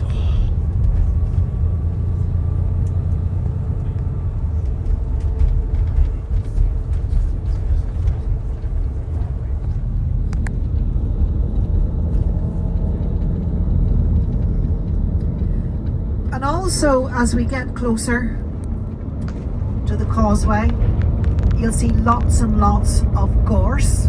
That's the bright yellow flowers that you see, sometimes known as whin, W-H-I-N. It's indigenous and it thrives in coastal regions, part of the pea family. Very long life cycle, about 30 years, and extremely versatile. The yellow leaves, in years gone by, they would boil them up in big vats of water and dye clothes, linen and other items of clothing. Although these days, not so much. Although children will still do it to coming up to Easter, which is quite soon.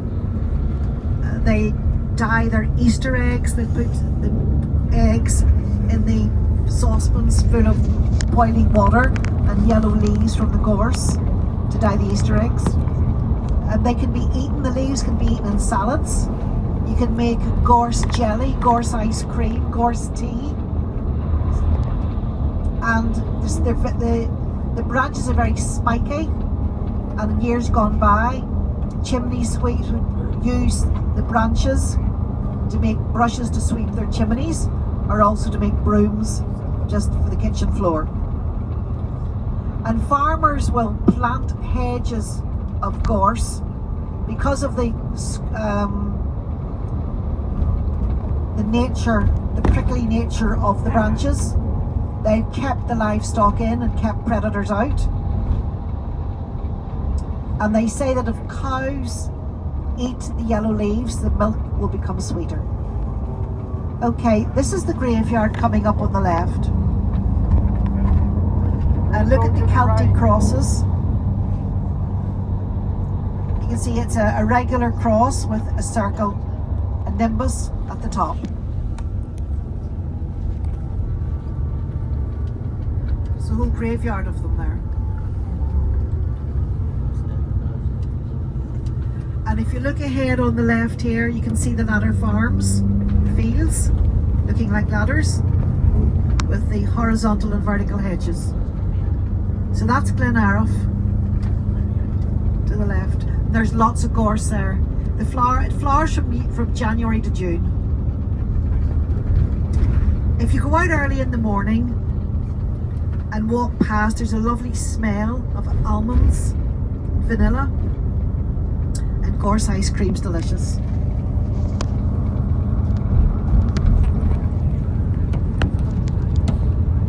Okay, this is Waterfoot, so remember, Granny Annie, left hand side, number 37, upstairs, right hand window, behind the net curtain. Well, she'll move the net curtain. And it's like a blue, petrol-y blue front door with petrol-y blue window frames.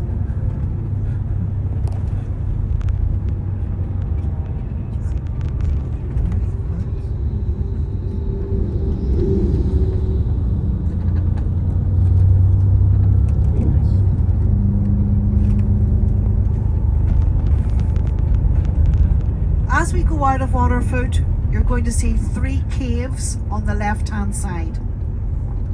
Okay, this is her row coming up.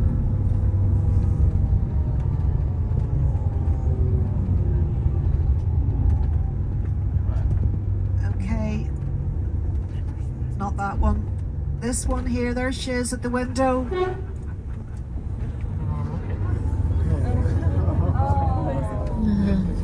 Suckers. Gotcha. Now, these caves are going to be on the left hand side. The first cave was used by a blacksmith. The second, a wee woman lived in it until her 90s with no electricity or running water. And the third one was used as a hedge school. So the blacksmith, obviously horses and carriages coming down the coastal route. They need to shoe the horses, but they also had to shoe the people because, so we'll go slowly here, look into the left here. That was the blacksmiths to the left. This next one is where the woman lived, in here. And then just as we pass by at the end here, if you look back, you'll see a big hole. In there was the hedge school, hole in the hedge. So the blacksmith would make miniature horseshoes, and they'd be attached to the soles of people's shoes. You know, they couldn't afford to buy new shoes, so they would stop at the blacksmiths. They'd shoe the donkeys, shoe the horses, and shoe the people. The wee woman lived in there, no running water or electricity. And to make ends meet, she distilled potshie, sometimes called moonshine or Mountain Dew, illegally distilled whiskey, against the law to make it and to distill it. Another blind bend here.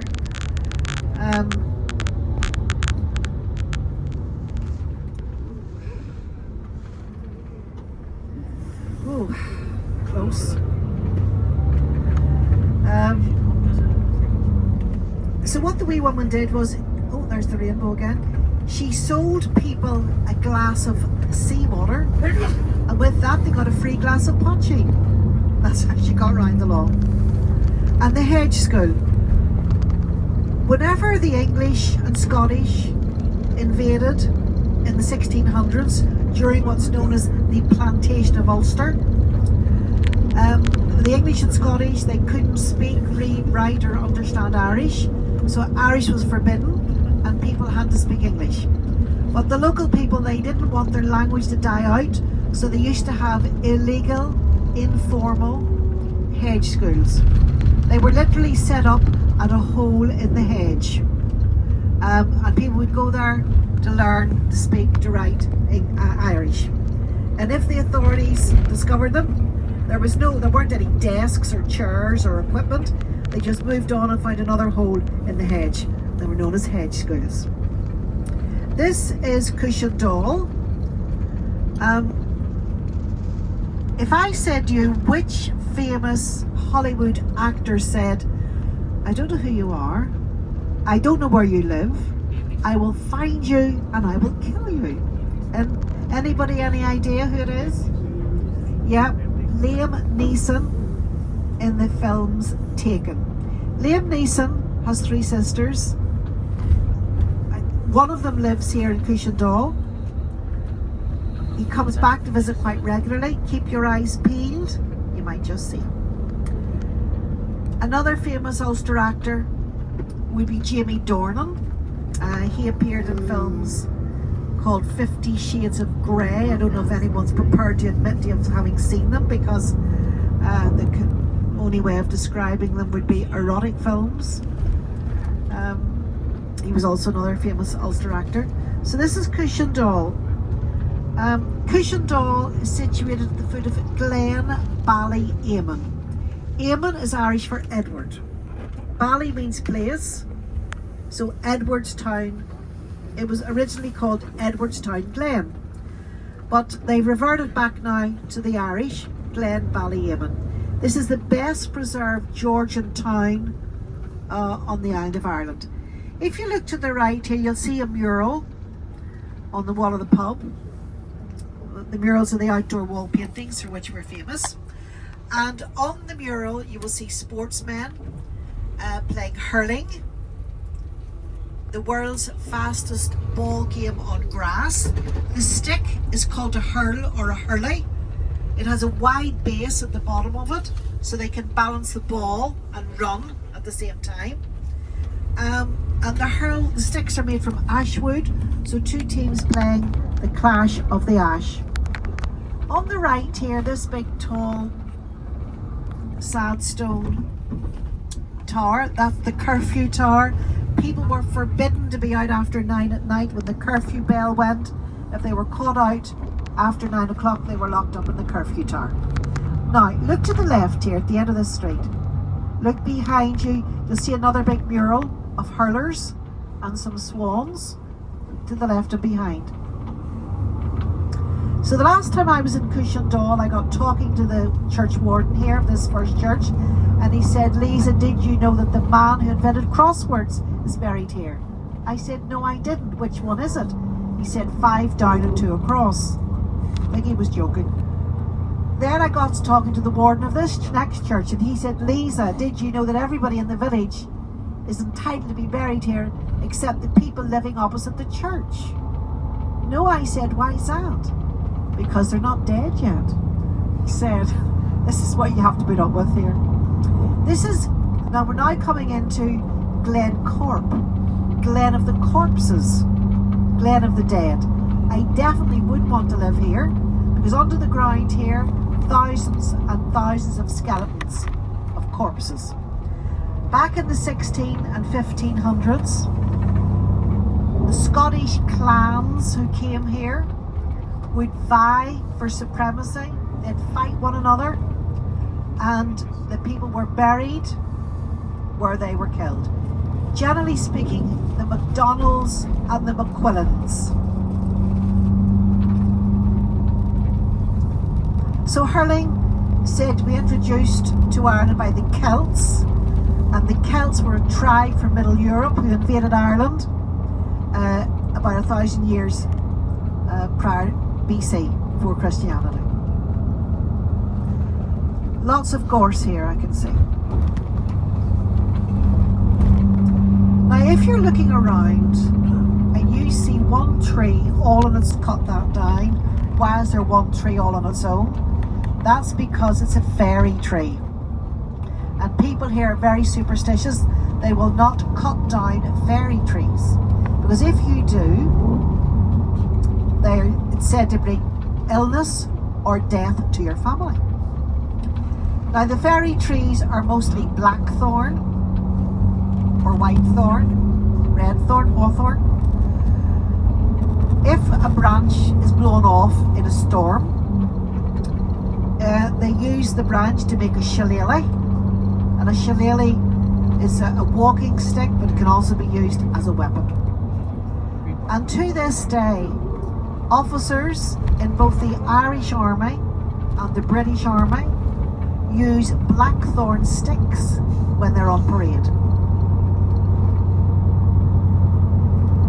If you're out for a walk and you bump into a fairy tree by mistake somehow, you have to apologise to the tree. If you're a gentleman out for a walk and you're wearing a duncher, you know, like a cap, you'd raise your cap to the fairy tree. And children are taught from a very young age not to fall asleep at the foot of a fairy tree, especially on special Celtic days like the longest day, 21st of June, Halloween, 31st of October. There's one to the left in a field on its own. You'll see them anywhere, lots of places, one tree all on its own. Because if you do fall asleep, the ground will open up, the fairies will come out, they will take the children by the hand under the ground, and the ground will close over. Now nothing will happen to them, they'll not be harmed in any way. The fairies aren't malevolent, they're good fairies. There'll be lots of beautiful food, lots of fabulous music, dancing. The fairies love dancing. They dance the buckles off their shoes, given half the chance. And when they decide to let the people out again, and it could be maybe 100 years, 200 years, the people will not have aged one bit. Because the fairies live in what's called, in Irish, Tír na Nog, land of the youth, land of the young. And so the fairies take the children and they come out looking as youthful as ever. Now I have tried in vain to fall asleep at the foot of a fairy tree in the hope that I'm taken and come out looking younger than ever, but as you can see, it hasn't worked.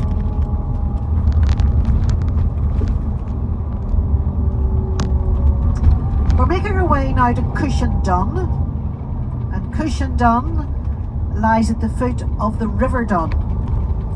Glen Dun, Glen of the Brown River. And it's called Glen of the Brown River because the water in the river is not clear. It is not bluey, crystal clear. It's dark brown in colour.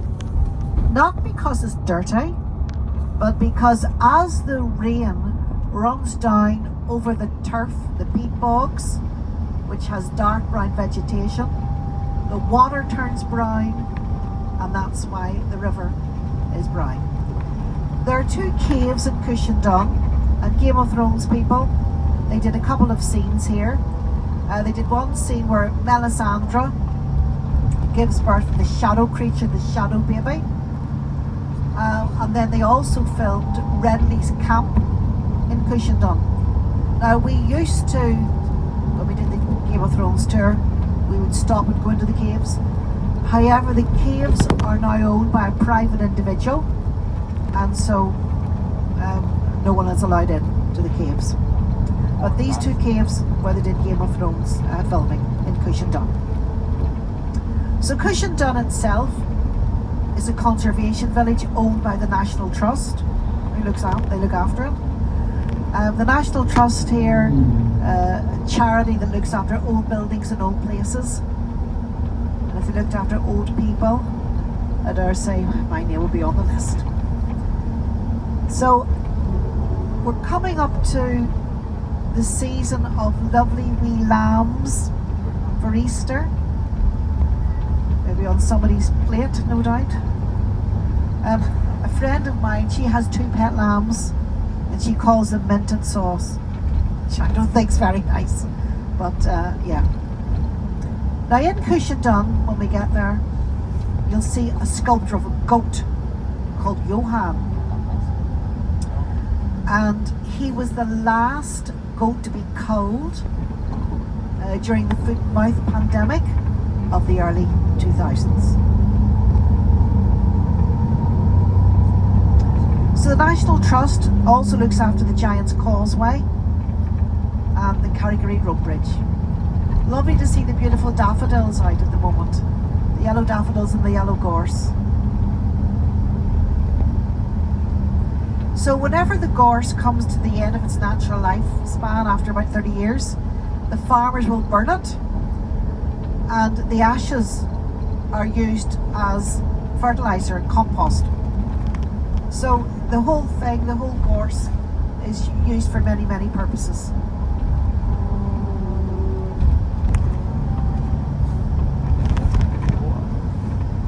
But yes, I'll be boiling up some of the yellow flowers to dye the Easter eggs for my family.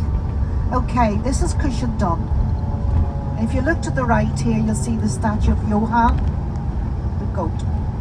And down that wee street, a wee road that says Dead End, are the caves, but you're not allowed down because it's private property now. Now these houses here, coming up on the left, you'll notice something unusual. They're built in the style of Cornish cottages from Cornwall, in the south of England, complete with Cornish blue slate roofs. So look in here to the left, and you're probably thinking, why on earth do they have Cornish cottages in Cushendun? Whenever the Lord of the Manor married, his wife was from Cornwall. He wanted her to feel at home, and so he built those cottages for his workers on his estate. Now folks, this is where we begin our climb. We're going to be climbing to 1,000 feet here, so if your ears start popping, you know, suck on a boiled sweet or chewing gum, or sip some water, swallow. And this is where the roads start to get narrow now in Bumpy. We're off the main roads. So if anybody is feeling travel sickness, let me know. I've got the sick bags and the tablets. So we're making our way up to Ballypatrick Forest. Bally means place, Patrick, Patrick's place. And the Patrick in question is St. Patrick, patron saint of the Isle of Ireland. Although St. Patrick is the patron saint of Ireland, he wasn't actually Irish himself. He was born in Roman Britain. Some people say England, some say Scotland, some say Wales. The majority of scholars believe that St. Patrick was born in the country now known as Wales. He was an Anglo-Roman, born around about the year 390 AD. A very wealthy, aristocratic, religious family. His father, his grandfather, men of God. But whenever Patrick was 16, he was captured by pirates, Irish pirates. He was people trafficked across the Irish Sea to County Antrim and made to work as a slave, looking after the sheep on Mount Slemish. Very cold, wet, dark, dirty, unpleasant conditions. Not at all what he was used to. If you look to the left, by the way, you'll see the Glen Dunn. Beautiful scenery down in there to the left. Keep looking. So Patrick did this for about 6 years, until he was about 21 or 2, when he had a vision from God telling him to return home. He managed to escape and walked from County Antrim to Dublin, about 150 miles barefoot, managed to get a ship across the Irish Sea and finally made it home. But after another few years at home, he had another vision from God, telling him to go to France, to train to become a priest, and to go back to Ireland and convert the pagans to Christianity. He went to France for about 12 years, trained to become a priest, and went back. And as he walked around Ireland, he used the shamrock to illustrate the Holy Trinity. God the Father, God the Son, and God the Holy Ghost. So this is why the shamrock is one of the emblems of Ireland.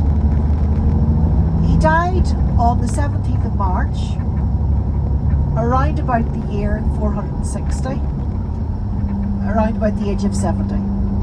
He's buried in Downpatrick, beside Downpatrick Cathedral. So St. Patrick's Day is next Tuesday, a day when people all around the world claim to be Irish. And if you live abroad, as I did, living in England for many years, okay, this is a very difficult bend, this one, folks. I'm not looking.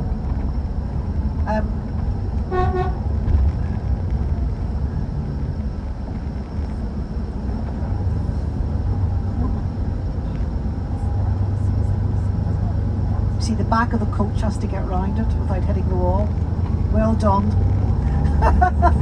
well done to Alan again. That's a very difficult one. So if you live away from home like I did for many years, every St. Patrick's Day, your family will send you a wee box of shamrock. You wear it on your coat, lapel, and then after St. Patrick's Day, you plant it in your garden and it grows. So I did this every year for donkey's years, and every year the shamrock died. I came back home about 15 years ago. I was able to buy my own shamrock. Every year I planted in my garden. Every year it flourished. I now have 2 whole flower beds full of shamrock. And last year it flowered for the first time, a lovely pale pink mauve flower. Lovely. So the forest that we're heading to, Ballypatrick Forest, named after St. Patrick. It's a man-made forest. The trees all came from Switzerland because they have such cold winters that they thought they would do well here. And they were planted out in 1948. But before we get to the forest, on either side here, these are peat bogs. Very, very dangerous. If you walk across them, you'd be sucked in and be sucked under and drowned.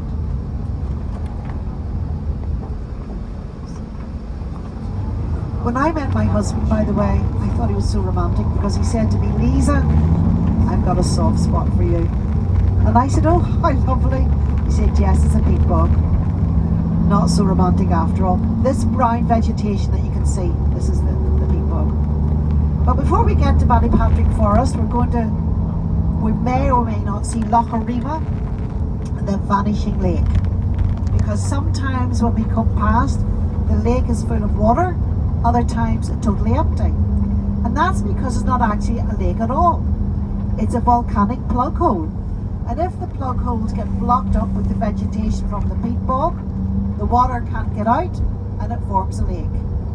But whenever the plug holes clear, the water gets out, and so there's no water in the lake. Now, years and years ago, this road was much lower, and the water would come out from the lake over the road. And they say that Loch Arima is haunted. Loch Arima is Irish. It means lake that runs out. Back in 1898, there was a taxman wanting to get to Ballycastle to catch a train to London. He was the only person in the coach, and there was a coach driver and 4 horses. The water had come out from the lake over the road. The coach driver did not want to take the carriage through the lake, but the taxman insisted. And whenever the water reached the horses' bellies, it spooked them. They reared up, they tumbled over. The coach, the horses, the coach driver, the taxman were all drowned. And they say that on a dark winter's night, you can hear the galloping of the hooves, the whinnying of the horses as they try to escape the water from Loch Arima. Now, a few years ago, the council elevated this road. They raised it higher in the hope that the water wouldn't come out. And down each side of the road, in front of that fence, there are 2 shucks. Now, a shuck is an Ulster Scots word. It means ditch. So there's 2 shucks either side of the road, and they're hoping that the water runs into the shuck and doesn't come out up over the road. Last year, when we had Storm Éowyn, and I was on the Causeway that day, the water had come up over the road. Luckily, we were in a big coach, and so we were able to get through it okay. So you'll see a big sign here on the left that says Loch Arima, the vanishing lake. So there's no water on the left-hand side.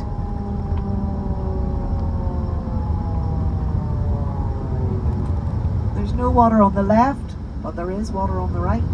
And there I can see some water on the road here on the left. But sometimes you come and all you see is the big plug holes. And there's the sheep. They know not to go in. Now, sadly, a few years ago, just after COVID, I don't think it was anything to do with COVID, but who knows, thousands and thousands of trees in Ballypatrick Forest were destroyed. A fungus, some kind of fungus, ripped through the forest, killing the trees. And so the Forestry Commission, they felled thousands and thousands of the trees. You'll see it on the minute on the right, the tree stumps. Now, they planted new trees, of course, but they'll take a long time to grow. So there's a campsite here in Ballypatrick Forest, and this is where people come. They want a holiday to get away from everything, because there's absolutely nothing here. You could go walking, cycling, hiking, and that's about it.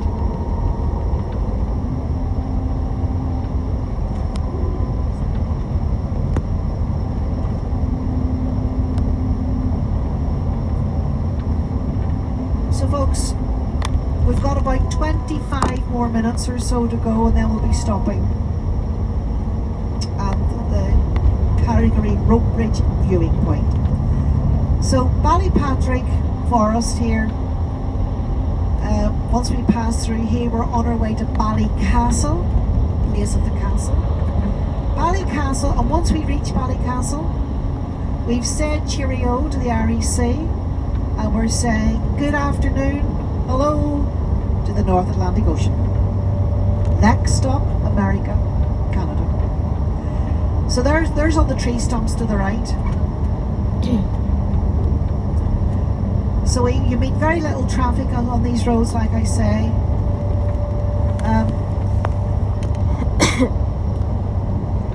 So Ballycastle, famous for a few things. Number one, the Isle Lammas Fair. The Isle Lammas Fair has been held every bank holiday Monday and Tuesday in August since the 1600s, apart from COVID. Isle is Ulster Scots for old. Lammas is Old English for harvest. So Isle Lammas Fair, Old Harvest Fair. I can feel the wind getting up. They said it was going to be blustery. The thing they sell, the two things they sell the most of, Dulles and Yellow Man. Now, I don't like Dulles, but my mother loves it, so I always buy her a bag. It's definitely an acquired taste. It's a dark brown, stroke dark red, stroke black, edible seaweed. It's sold in bags like potato crisps. Very salty, very good for you, full of iodine, but definitely an acquired taste. Yellow Man, on the other hand, I love it. It's delicious. Bad for the teeth, bad for the waistline, but very, very Moorish. It's a cross between honeycomb and toffee. And again, it's sold in bags, big chunks of it.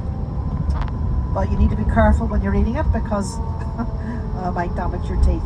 But it's delicious. If you're around at the weekend and you go to St George's Market in Belfast, you can get both of those things in there. Dulles and Yellow Man.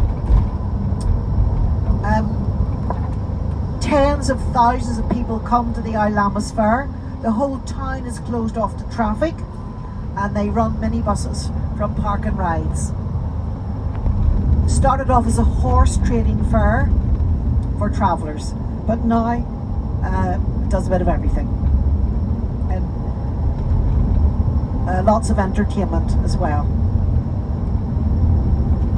So that's one thing that Ballycastle is famous for. Another thing, the world's first commercial broadcast across water was made from Ballycastle to Rathlin Island in July of 1898. Rathlin Island, the only inhabited island off the coast of Northern Ireland. And this was at the special request of Lloyd's of London, the insurance broker. Back in the 1800s, all shipping inbound from America and Canada crossed the North Atlantic. They crossed behind Rathlin Island, and it was the job of the lighthouse keeper on Rathlin Island to make a note of the name and the registration number of the ship and get this information as quickly as possible to Lloyd's of London, who needed to know if their ships had passed, made the crossing safely. In other words, the ships hadn't sunk and there wouldn't be any claims. But of course this took weeks. The lighthouse keeper had to get the information to the Coast Guard in Ballycastle. Then they had to get the information down to Belfast. Somebody went by horseback. Then it had to go by ship across the Irish Sea, and then down to London again on horseback, and this took weeks. But Lloyd's of London knew that the Italian wireless pioneer Marconi was experimenting with wireless telegraphy. And so Lloyd's asked Marconi to come up with a method of transmitting this information quickly, and he did. And in July of 1898, the world's first commercial broadcast across water was made from Ballycastle to Rathlin Island. Now fast forward 100 years to 1998. Marconi's daughter, an Italian princess, Princess Electra, was invited to Ballycastle by the local council to unveil the Marconi Memorial Stone which I'll show you, in memory of her father, which she did. And finally, Ballycastle is known for the legend of the children of King Lear, L-I-R. In Cushendall, I showed you the mural of the swans. Now, back in medieval days, or back in the days before Christianity, King Lear lived here with his wife and 4 children. Sadly, his wife died. He didn't want the children to grow up without a mother figure, so he married his wife's sister, who was a truly wicked stepmother with magical powers. She was very jealous of the time her husband was spending with the 4 kids. She didn't want to kill them because they'd become banshees and haunt her. So she put a magic spell on them and turned them into 4 swans.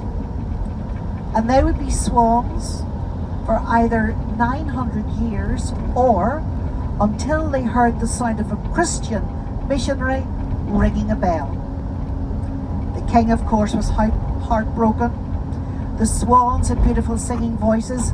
They were able to tell their father what had happened, and the stepmother was banished from the kingdom forever. And the father died of a broken heart. The 4 swans swam around the Sea of Moyle between Ballycastle and Rathlin Island for hundreds of years until they heard the sound of St. Patrick walking around Ireland ringing his bell, converting the pagans to Christianity. At that point, they turned back into people. But of course, by that time, they were 900 years old. They were very ill. They died, but were given a Christian burial beside their father. And they say that the story of the Children of Lear was the inspiration for the ballet Swan Lake. And in Ballycastle, I'm going to show you 4 sculptures of the 4 swans. They're aluminium, and for the Americans on board, aluminum. So aluminium stroke aluminum, and we'll show you those. Also, Ballycastle here, famous for its links golf courses. Now this one here, sadly, I have no idea why, one half of the course is on the right, the other half of the course is on the left. So you will see the balls flying across the road. There's nobody playing today, it's too windy, which is good. I always say, if you see them, duck. Luckily, the glass in the coach is strengthened, so we'd be all right. But why would you build a golf course on either side of a main road, or why would you build a road through a golf course? Who knows?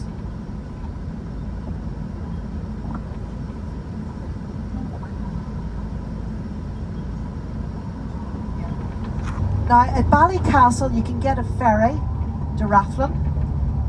150 people live on Rathlin. There's 1 pub, 1 primary school and 1 corner shop. It's beautiful. It's known as Seabird City because the RSPB, the Royal Society for the Protection of Birds, they have a bird observatory there. The ferry takes 1 car at a time. It's so small, and if you want to take your car, you have to get a permit from the council. Okay, we're going to be looking to the right to see the 4 aluminium stroke aluminum swans to represent the 4 children of King Lear. Look to the right, there they are. There's the wee harbour, and that's where you get the ferry to Rathlin. Rathlin is 6 miles long and 1 mile wide.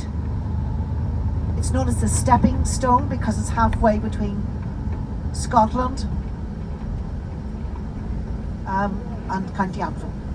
Now, I mentioned before the Marconi Memorial Stone. It's going to be on the right-hand side at the top of this hill. You'll see 2 benches, and in between the benches, the Marconi Memorial Stone.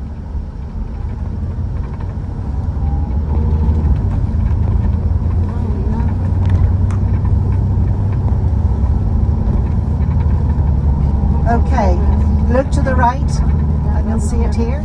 And if you look to the right, you have fantastic views of Rathlin Island. There's the Marconi stone there to the right. And there's Rathlin. There are 3 lighthouses because the currents are very treacherous.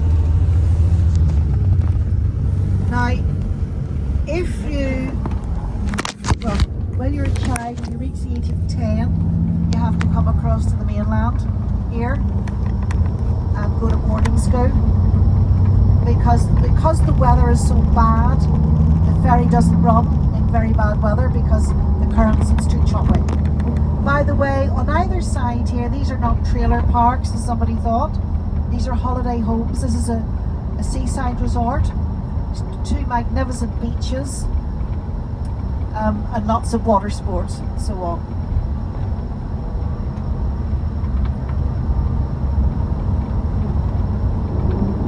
So, Rathlin, as I say, population of about 150 people. Beautiful walks. It's known as Seabird City, as I mentioned. I've no idea how they know, but they're obviously very good. They can tell the time because the puffins always arrive on the last weekend of March when the clocks change and spring forward from Greenwich Mean Time to British Summertime.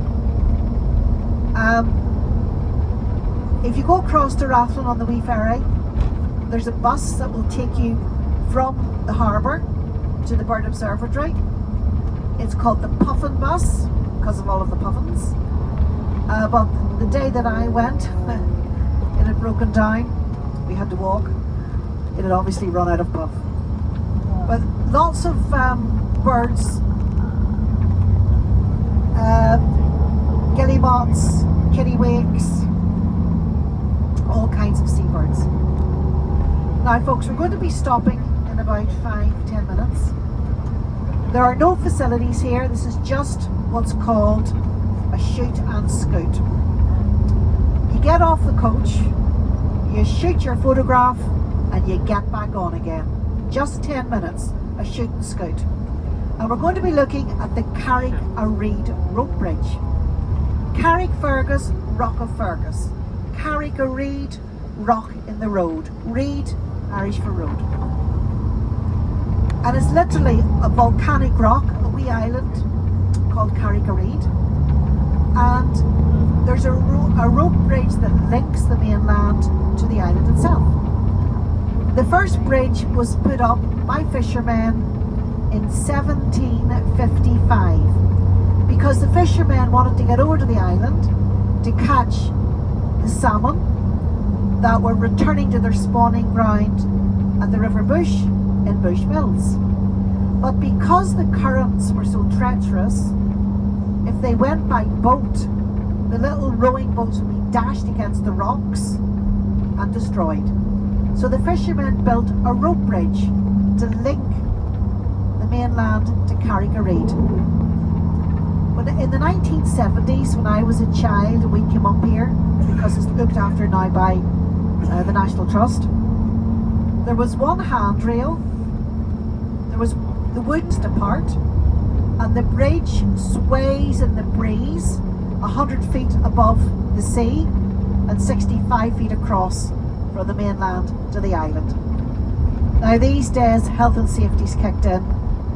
There are 2 handrails and fauna regenerated to such an extent that whenever the bridge reopened, the National Trust banned coaches because they said they didn't want coaches and people, hundreds of people, tramping over the flora and the fauna. So the local council, knowing that people wanted to see the bridge, they built a viewing point so you can look at it.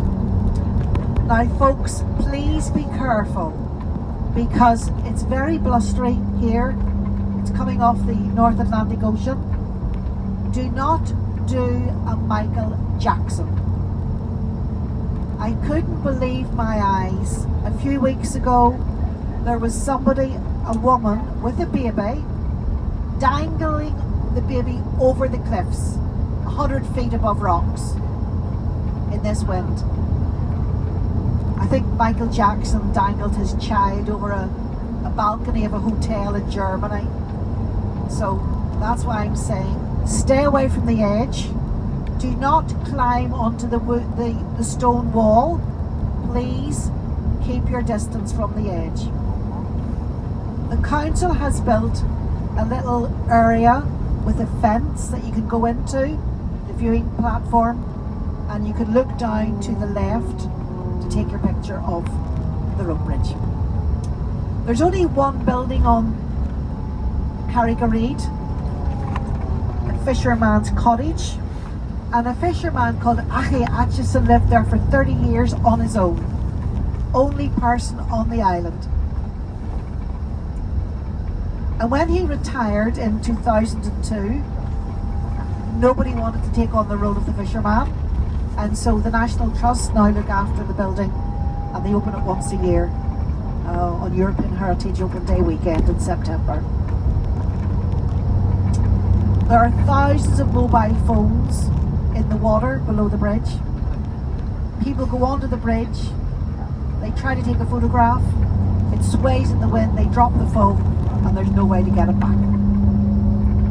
And local people, they come up to the bridge if they want to propose marriage to their loved ones. Because let's face it, folks, if your loved one is down on one knee on a swaying bridge asking you to marry them, you're not going to say no. If you say no, you're over the edge. So locals, they come here to propose marriage.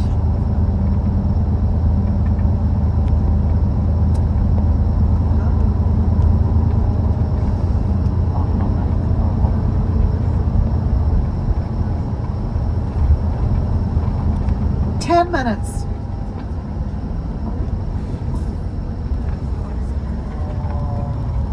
By the way, I think I forgot to mention at the start, if you want to leave bags and so on the coach, you can do, because it'll be locked, or else we'll be here.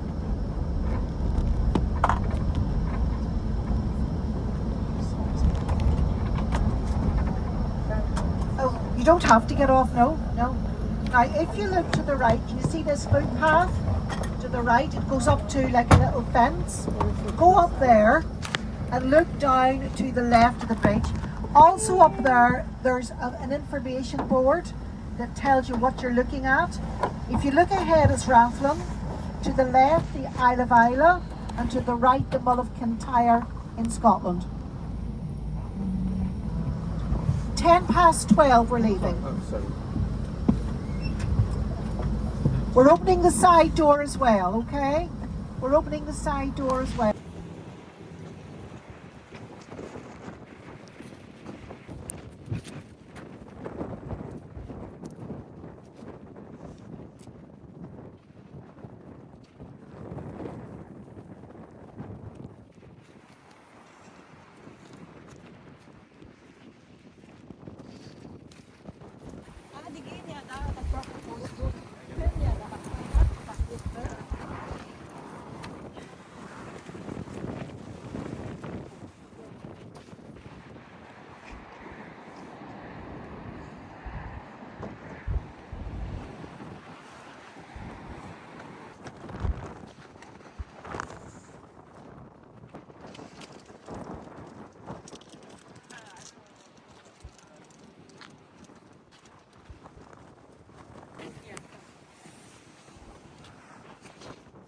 We're heading now for the lunch stop in about 20-25 minutes.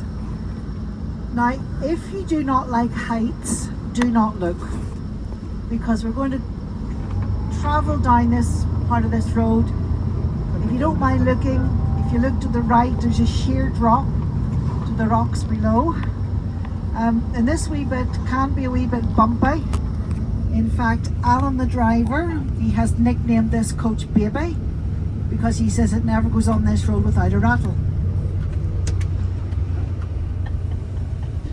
It's a bit like a roller coaster. Now look to the right, this tiny wee island in front of you. This is called Sheep Island, and it gets its name because back in the days of the Vikings, the local people were worried that the Vikings were going to come and steal all of their sheep. So they set a trap. They put 14 sheep on the island, and the rest of the flock was safely here on the mainland. Whenever the Vikings invaded, they stole the 14 sheep. They thought it was the full flock, which it wasn't, of course. And so the remainder of the flock was saved. And to this day, local farmers are allowed to graze their sheep on the island in the summer, but only 12 at any one time, because they say that Sheep Island feeds 12 but starves 14. Now if you come back here under your own steam and you're going to the Calgary rope bridge, I'll show you where you go in a few minutes. You'll turn into the right to the entrance. It takes about 1.5 hours to walk down. Now it's closed today, obviously. When the wind speed reaches 40 miles an hour, it's closed. And they only allow so many people over at a time.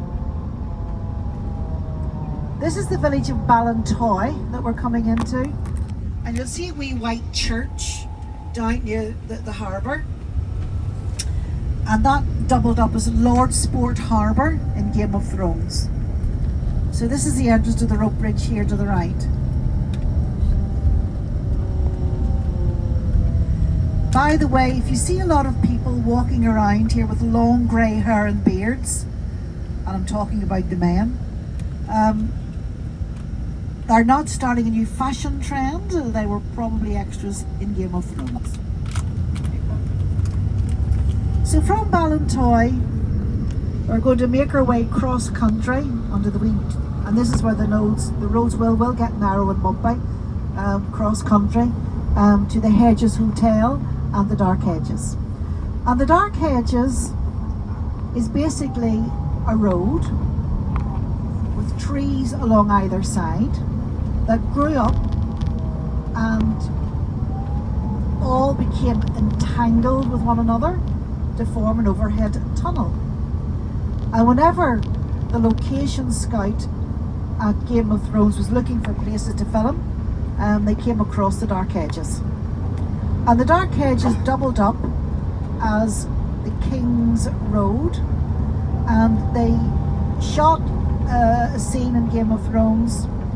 Arya Stark, dressed as a boy, hiding in a cart covered in hay, was escaping King's Landing, going down King's Road. Now the scene was only on the screen for less than half a minute, but the Dark Hedges have become synonymous with Game of Thrones. The trees themselves were planted out in 1775 by the Stuart family. James and his wife Grace, they came from Scotland. They were given land and they built a mansion, and they called it Grace Hill.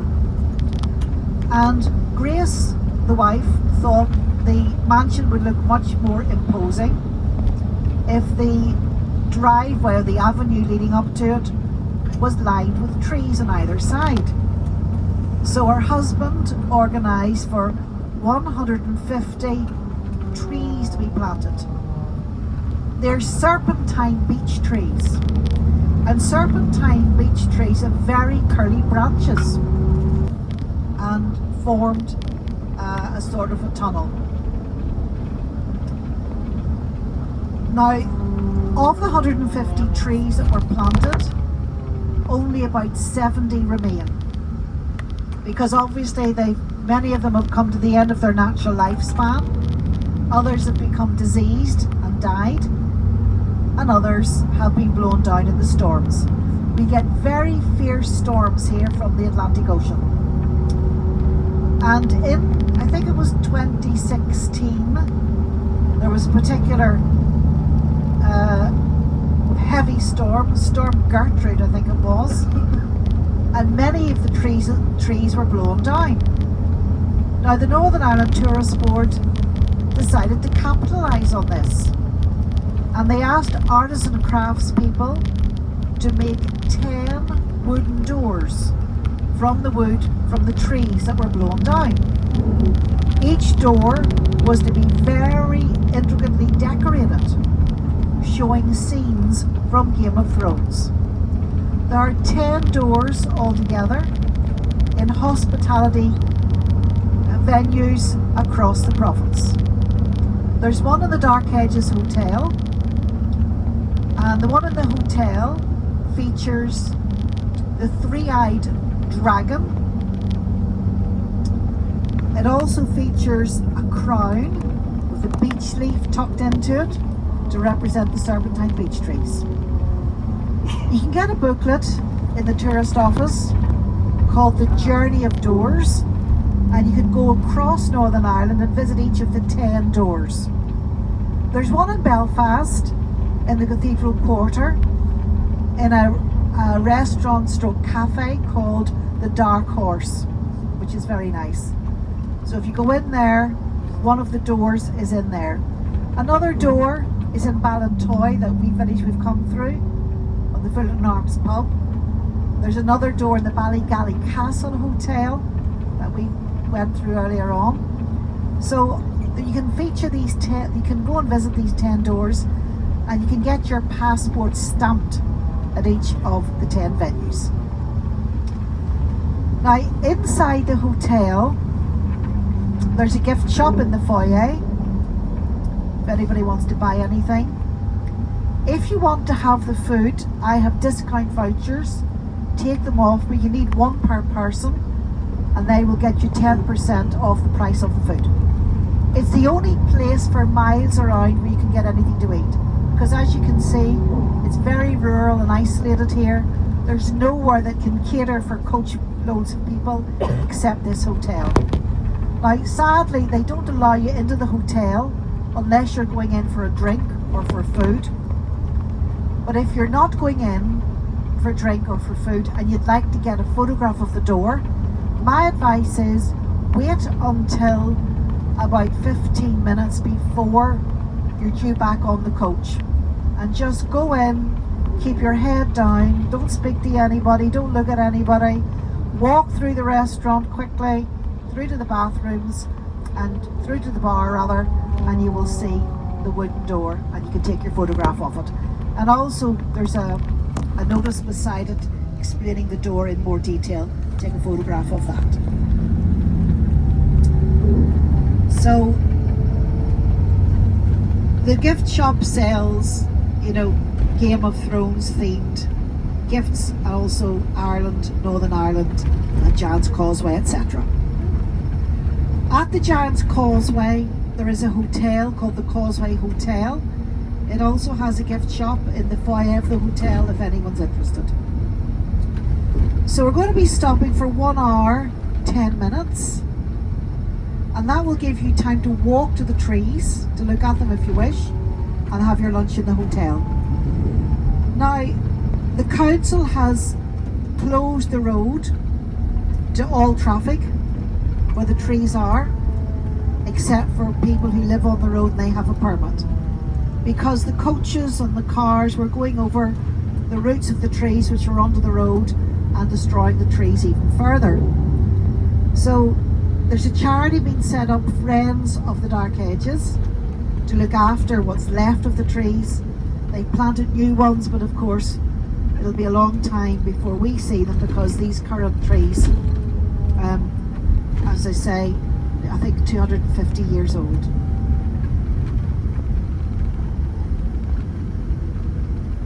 So the trees look much more imposing in the summer months.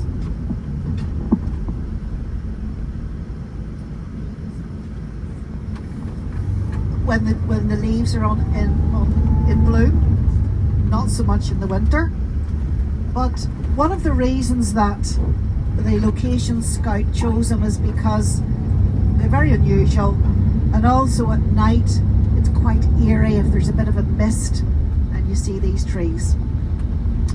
And from there we'll head to Dunluce Castle after lunch, and then to the Giant's Causeway. The Giant's Causeway is the most visited tourist attraction in Northern Ireland. It's managed by the National Trust, and it's basically over 44,000 hexagonal basalt columns that were formed more than 60 million years ago as a result of intense volcanic activity, or so say the scientists. Other people say they're the work of a giant who didn't want to get his feet wet.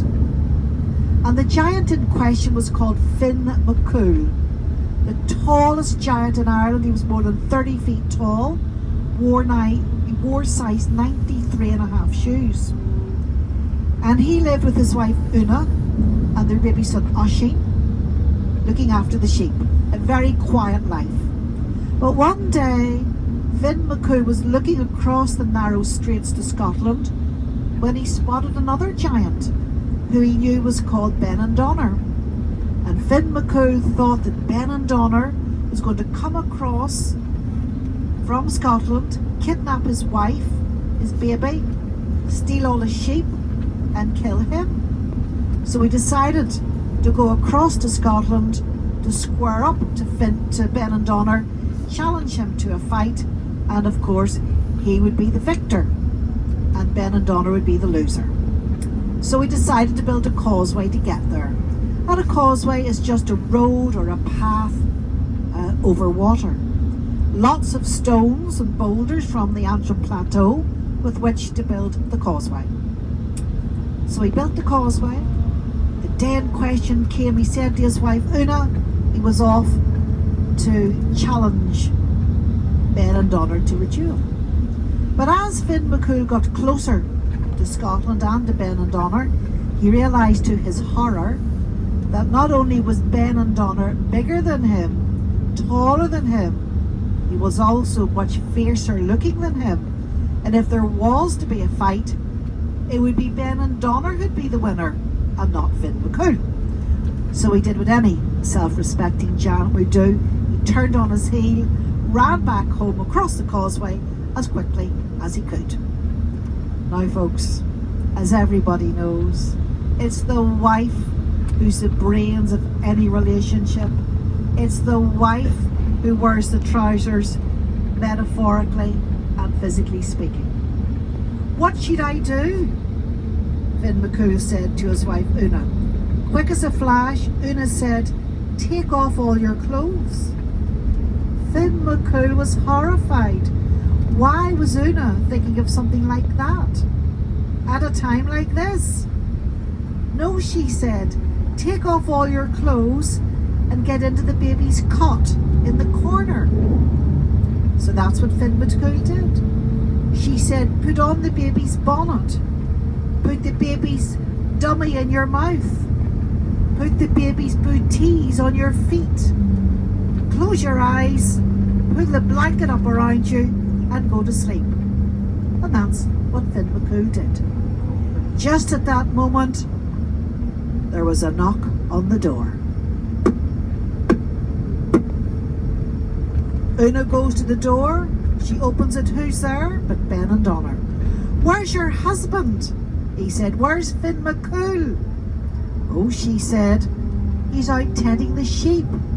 Why don't you come in, sit yourself down, have a wee cup of tea and wait. And that's what Benandonner did.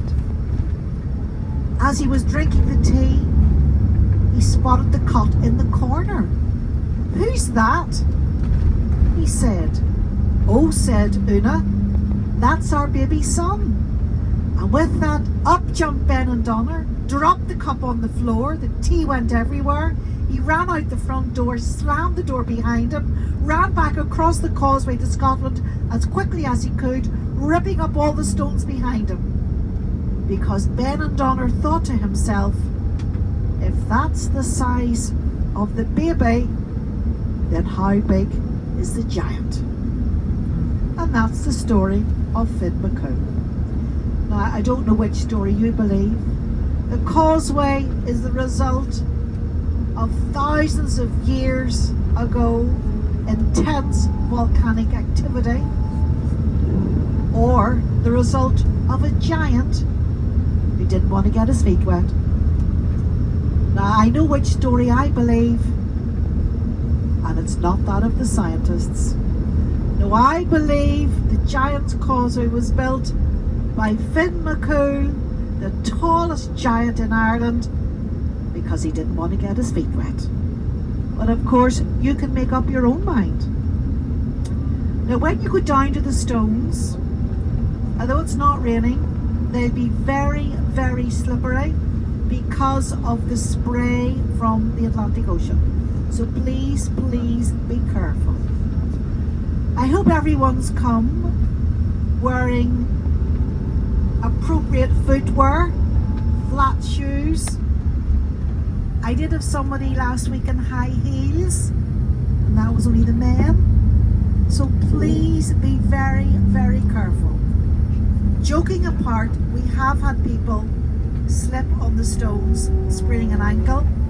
There's no vehicular access. They had to be winched off by a Coast Guard using a helicopter and taken to the Causeway hospital. So please be very, very careful. Now, when we're having the lunch, both myself and Alan will be having our lunch in the hotel.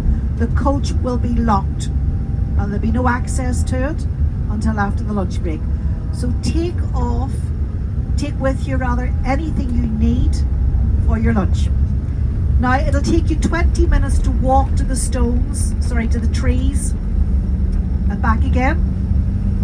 So my advice is have the food first, and then you'll know what time you've got left to visit the trees. So this is the hotel.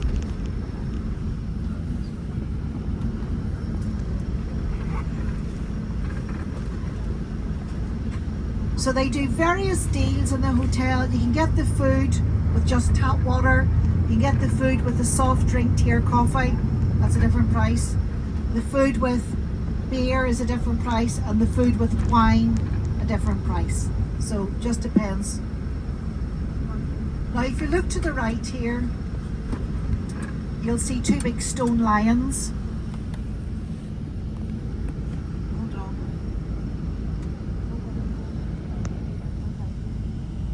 Sorry, we're going in reverse. So if you look to the left, you see big two stone lions. Down those steps, foot of the steps, is the entrance to the restaurant and the bar, if you want to have the food or have a drink, or see the Door of Thrones. If you're going to the coffee shop, you go out the other side of the car park and follow the sign to the pantry. There's toilets there as well, and outdoor picnic tables if you've got a packed lunch with you. But it is quite cold to be sitting outside. But of course you could go into the coffee shop if it's open. But we won't know. Now they don't allow you to bring your own food into the hotel, so just be aware of that because they will ask you to leave. So we've got 100 people up today. Other companies will be coming here as well. It's purpose built for coach companies, which is why they don't have people just going in. 10% discount for the buffet.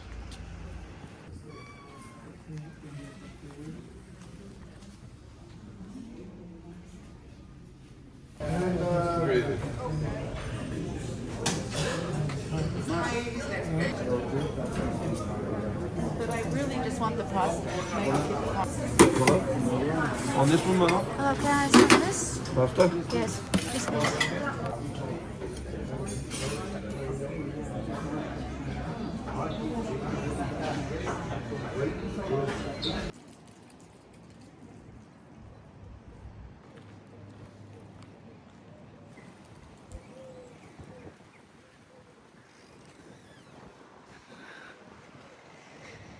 These are the trees.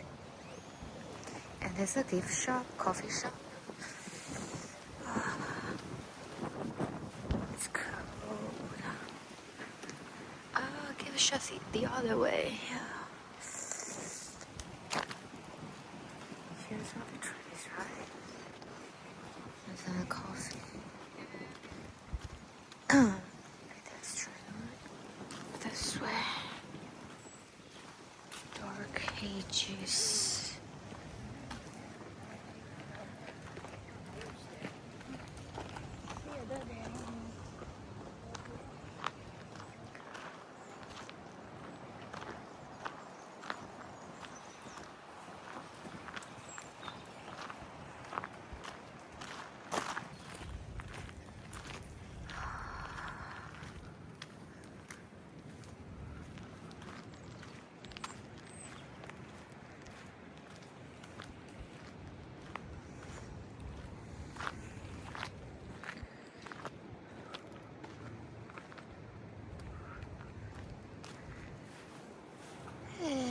those red dots.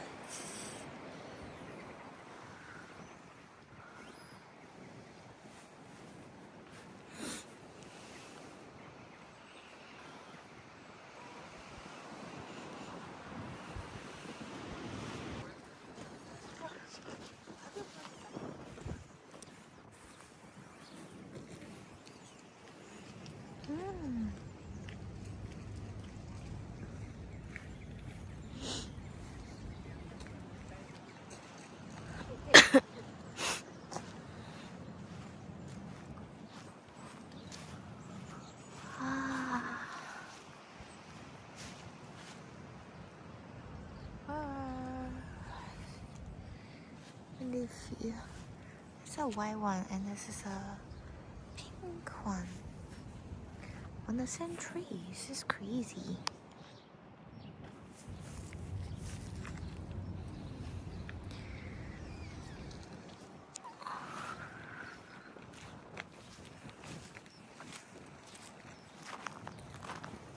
Yeah, I think so. Yeah, we could.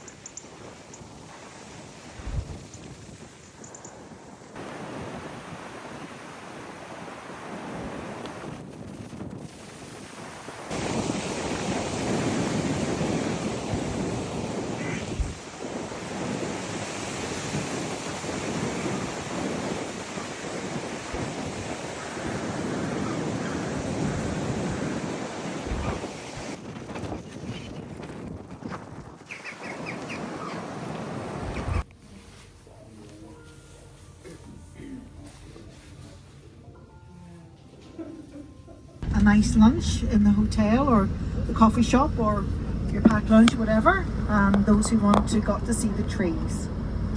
So we're making our way now to the ruins of Dunluce Castle. It's the same procedure as Carrickfergus Castle. If you want to go around it, it's £4.50, normally £6. It isn't like Carrickfergus Castle because it's mostly a ruin, but it is very majestic on the edge of the cliffs. But before we get there, we're going to go through the village of Bushmills. And Bushmills gets its name because the River Bush runs through it. And at one time there were various mills along the river bank. They had flour mills, paper mills, timber mills,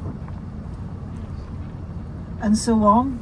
One of the biggest would have been the spade mill, because there were more than 100 different types of spade here that were used in the agricultural industry. And in particular there was a two-sided spade called a schlam, and that was used for cutting the turf, cutting the peat bogs into turf to use as fuel for cooking or for heating your room. So that's how the village of Bushmills got its name. It's a conservation village. There's something like 90 different buildings that have conservation orders on them. And it's also a purpose-built village. And it was built by the MacNaughton clan from Scotland. They still live in the village, in the big domain, although you cannot see the domain from the road, but I will show you the gate lodge and the main entrance to their domain. So Bushmills, there are two statues in Bushmills I'll show you. One is the War Memorial in the middle of the village, and it's dedicated to people from Bushmills killed initially in the First World War at the Battle of the Somme in France, and then latterly to people killed from Bushmills in the Second World War and also other conflicts. And then there's another statue of a man called Robert Quigg, and he's standing on 7 giant causeway shaped stones.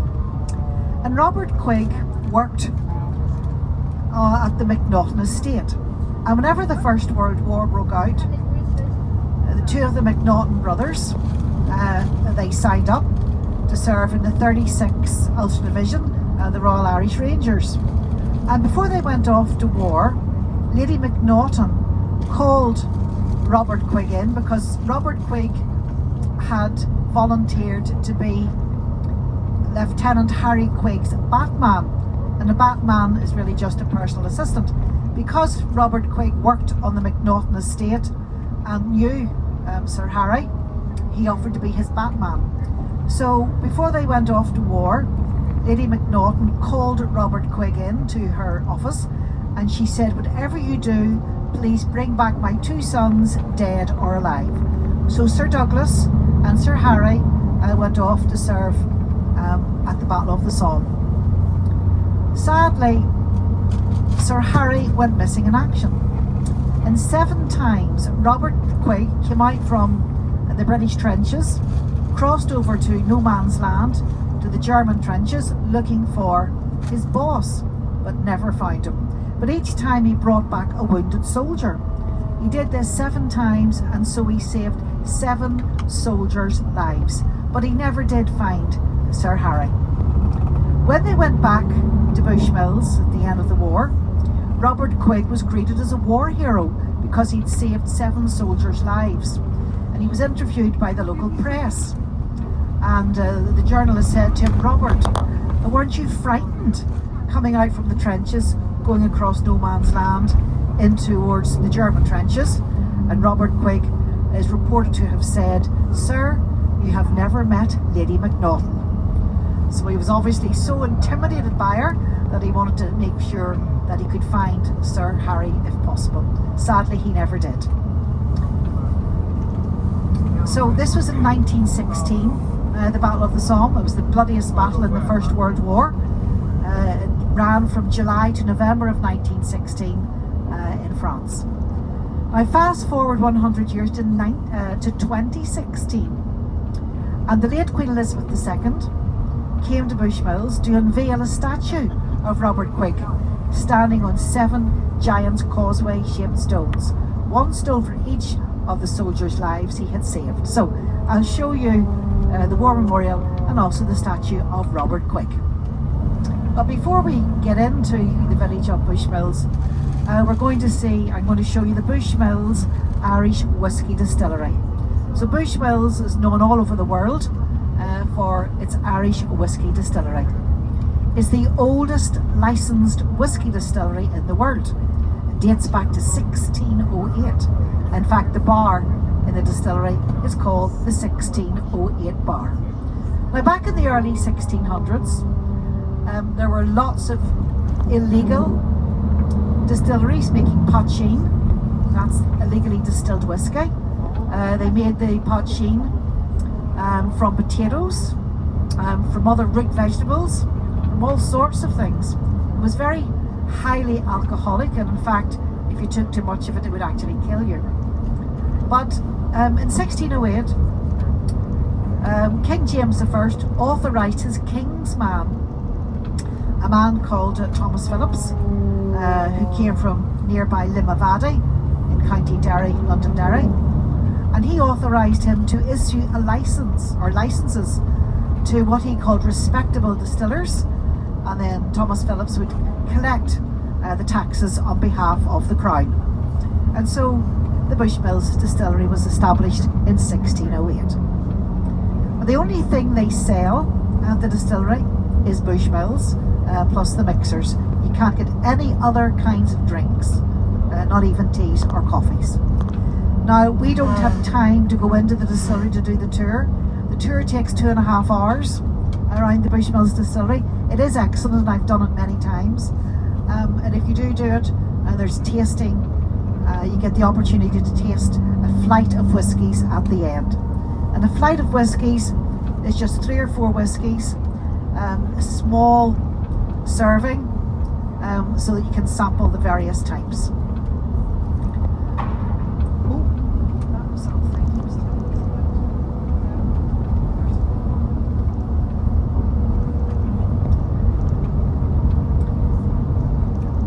So the word whiskey comes from an Irish word, ishkabaha, and ishkabaha means water of life.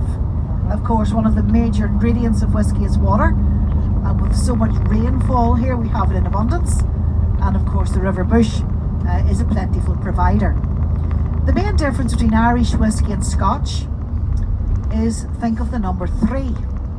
Irish whiskey distilled 3 times, generally speaking, and Scotch distilled twice. To be classified as Irish whiskey, it has to be aged in the cask for a minimum of 3 years, and not so with Scotch. I think it's 2 years. One of the other differences is, under Scottish legislation, Scotch must be distilled in barrels or casks made from oak wood. Not so with Irish whiskey, and in fact in Bushmills they go out of their way to use second-hand barrels and casks that have previously held other alcoholic drinks. For example, they use barrels from Kentucky in America that have held bourbon. They use barrels from Madeira that have previously held wine. They use barrels from Spain that have previously held sherry. And the reason being, these second-hand barrels that have previously held other alcoholic drinks, in the summer months, when the wood in the barrel would heat up, the wood is porous, and so the remnants of the previous alcoholic drink would leak out. Now, not huge amounts, just very small, tiny amounts, wee amounts, but they would leak out into the whiskey and give it its unique flavour, which is why, you know, nearly every single bottle of Bushmills would taste slightly differently. I mentioned the number 3, distilled 3 times, 3 years in the cask, and the 3rd day of the 3rd month, that's the 3rd of March, and we've just gone past that, is International Irish Whiskey Day. We also spell whiskey differently to you. We spell whiskey with an E, Whiskey. And the E, of course, that we like to think stands for excellence. Now, Bushmills is what's called a grain to glass distillery. In other words, every single aspect of the distillation process is done on the same premises. A lot of whiskey distilleries, they'll do the casking at one place, marketing another place, bottling somewhere else. Not so at Bushmills. Everything is done on the premises. Now, quite often, as we're driving past Bushmills, there's a very sweet smell, a very sweet aroma. This is called the angel's breath or the angel's share, and this is just the whiskey evaporating. It's a very sweet smell, and if you do smell it, it'll hit you straight away. So I don't know if anybody's got any banknotes on them, a Bank of Ireland. If you look at the Bank of Ireland £5 note, Old Bushmills, the picture of Old Bushmills is featured on the note. So they have a silent season. Now, it used to be years ago, the silent season was August. It coincided with the harvest, because in years gone by, the people who worked in the distillery had farms as well as working in the distillery, and they would have to take the month of August off to bring in their crops and so on, gather in the crops before the winter season. And so the distillery would close for the month of August for what was called the silent season. Now, these days, the people who work in the distillery, that's probably their only job. They don't also own farms as well, so there's no need for them to close, but they do still close. And the silent season can be any time between July and September. And what they do is they close really for several weeks, and the machines are maintained, serviced, and any remedial work that has to be done is done during the silent season.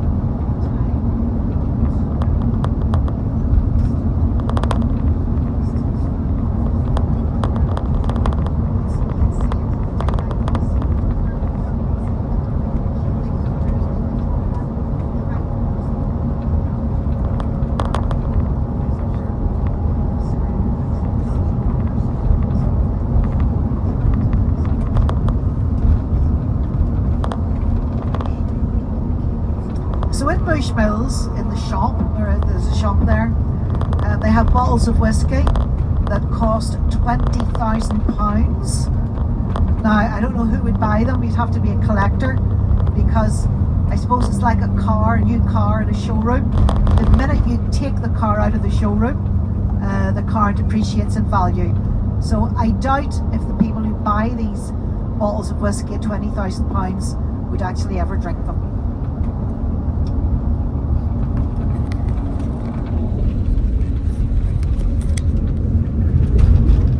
So if you were coming this way again in a car and you're going to make your way up the coastal route to the Causeway and then on to Derry, Londonderry, then you could stop at Bushmills and do the guided tour. Or just go into the bar for a drink. So whenever, it's sometimes in the summer season, and we do private tours, and they specifically ask to go to Bushmills, which we do. You'll be pleased to hear that when we do, Alan the driver, he limits himself to just the 6 double whiskies. I am only joking. If he did, you would literally get a crash course in driving. So if you do go into Bushmills and you have a couple and you feel a wee bit tipsy and you think, well, hang on, at home I have a couple of whiskies and I don't feel tipsy.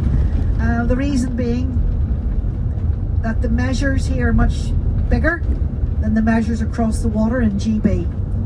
So across the water, I understand the measure is 1/6 of a gill. Over here it's 1/4. So the measures are substantially bigger. I think it was the Irish playwright George Bernard Shaw said that drinking Irish whiskey is like liquid sunshine. So given that we're going to be passing the distillery, I'm hoping that the sun will come out. But at least it's not raining, which is the main thing. Now, the wind had dropped when we were at the hedges there. Don't let that fool you. That was because we were inland, quite inland. We weren't at the coast, like the viewing point, like Dunluce, and like at the Causeway, because it will be blustering. Now, famous people to come from at Bushmills: a Michelin-starred chef called Claire Smith. She has her own restaurant in London. And whenever Taylor Swift was doing her Eras tour, I think it was it last year or the year before, she was performing in Sydney in Australia, and she flew Claire Smith over from London to Sydney to prepare her evening meal. How the other half lives. It wasn't the first time though that Claire Smith had catered for a celebrity, because she catered for the wedding of Prince Harry and Meghan Markle. Other famous people to come from the Bushmills area: the American Vice President, the Republican, J.D. Vance. Also the Democrat, Kamala Harris. They both had their origins of their family in the Bushmills area. And also the American country music singer, Dolly Parton. Now in the 1600s, a lot of people from this area left and went across the Atlantic to America in search of religious freedom and a better life. Because back in the early 1600s, unless you worshipped at the established church, which here would have been Church of Ireland, it was illegal to worship. So if you were Catholic or Presbyterian, Methodist, or any other religion, it wasn't permitted. So many of the Presbyterians, the Ulster Scots, Scotch Irish, they left the Bushmills area and they went across to America, and they followed the Appalachian Trail down as far as Tennessee. I'll carry on with that story in a moment. If you look to the right, there's Bushmills. Can you see the writing on the roof? Old Bushmills Distillery.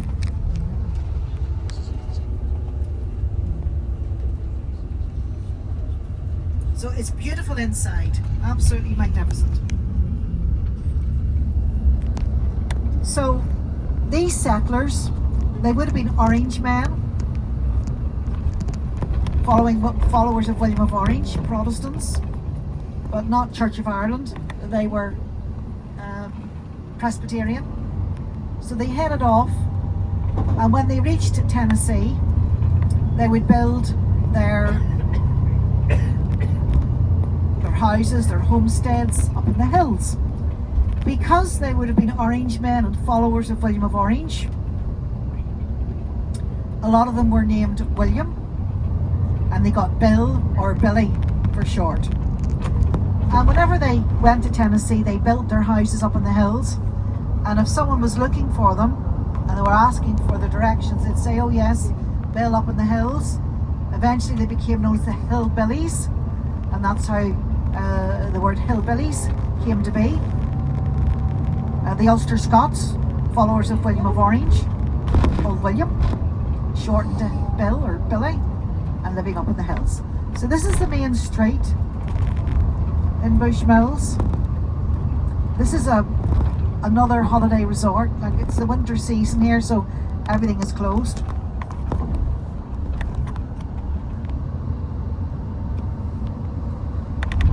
But the War Memorial,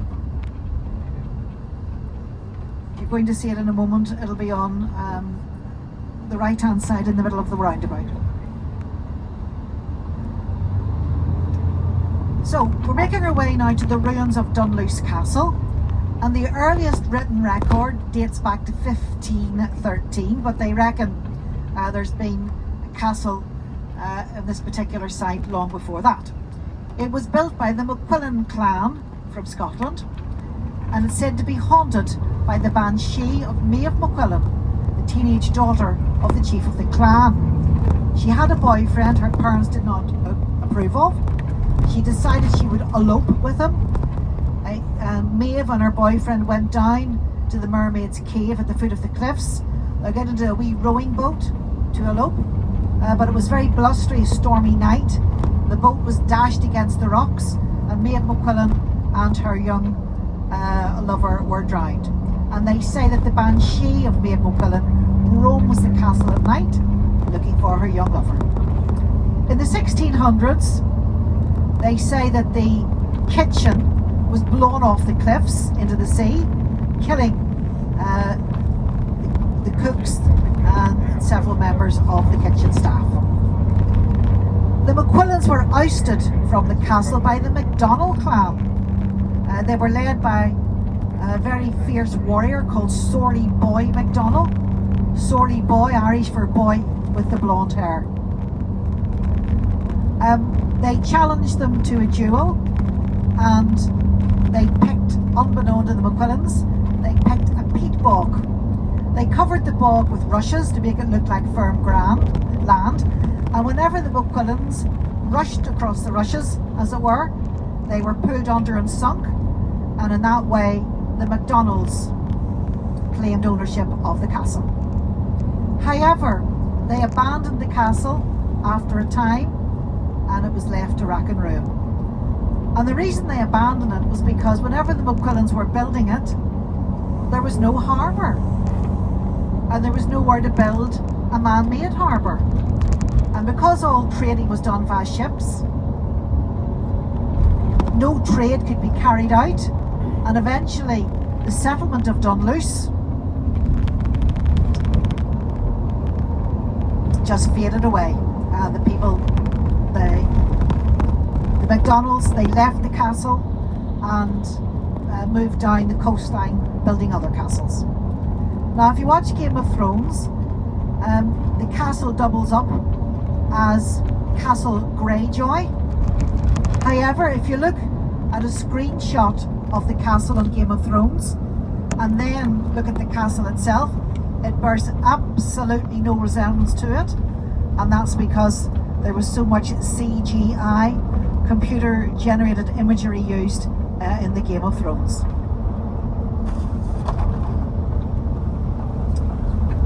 Now from the castle, you'll see a little rocky outcrop called the Skerries. This is a wildlife habitat. There's nobody lives on it. It's just wildlife. And in the distance you'll see County Donegal and the Inishowen Peninsula. Now County Donegal is in the Republic of Ireland. The Republic of Ireland is often referred to as the South.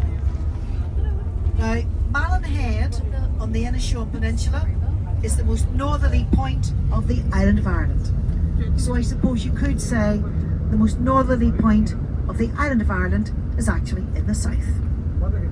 So this is Dunluce Castle coming up. Look to the right, the rocky outcrop. That's the Skerries.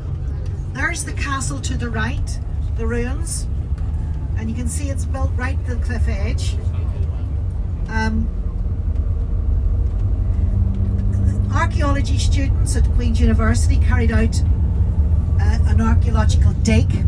They discovered, for example, stems of glasses. They discovered currency from Charles I and Elizabeth I. But in my opinion, the most interesting thing they discovered were tuning forks for harps. So they knew then that there were wandering minstrels wandering between the castles, entertaining the residents. Now my granda told me they also discovered the skeleton of a man. Around his neck was a ribbon, and on the ribbon was a medal, and it said on the medal, Irish hide and seek champion 1896. Now I would take that with a pinch of salt, because my granda, he never let the facts get in the way of a good story. Bit like me really. Look to the left here. Oh, there's the rainbow again. There's a wee pathway there. You go down the pathway. There's a gift shop down at the box office.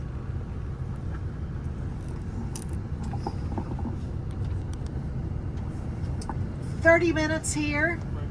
Now, if you don't want to do the tour, you can go into the grounds of the castle. There's plenty of there's notice boards up giving you plenty of information.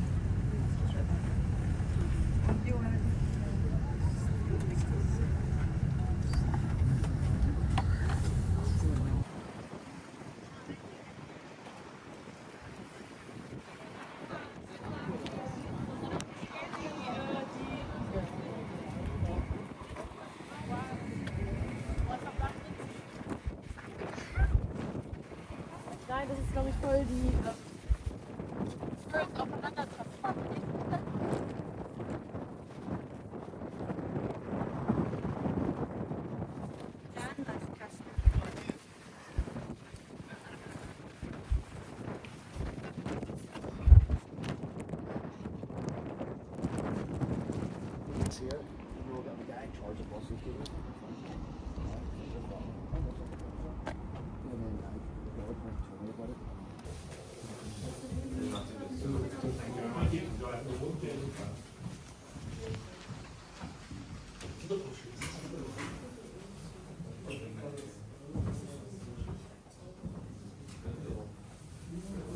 Ich mag das so ein bisschen cheesy, weißt du? Habt ihr da noch mehr zu erlegen? Ich bin für Lisa.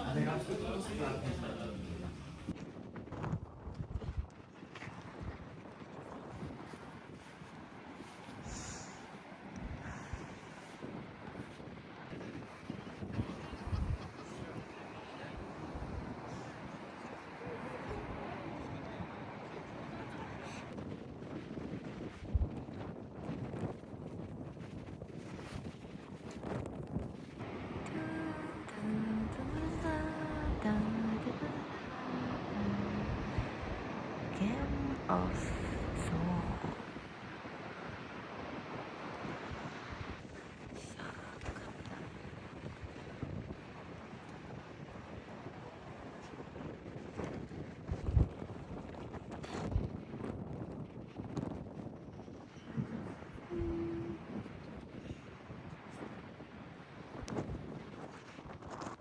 Back, I can see there's a wedding going on there to the left. That wee grey bungalow to the right there, that's the wee wedding chapel. just in the car park here. It's owned by a farmer, and then people can have civil ceremonies in there. And then I can see over to the left there, they go for their photographs. Another lamb to the slaughter.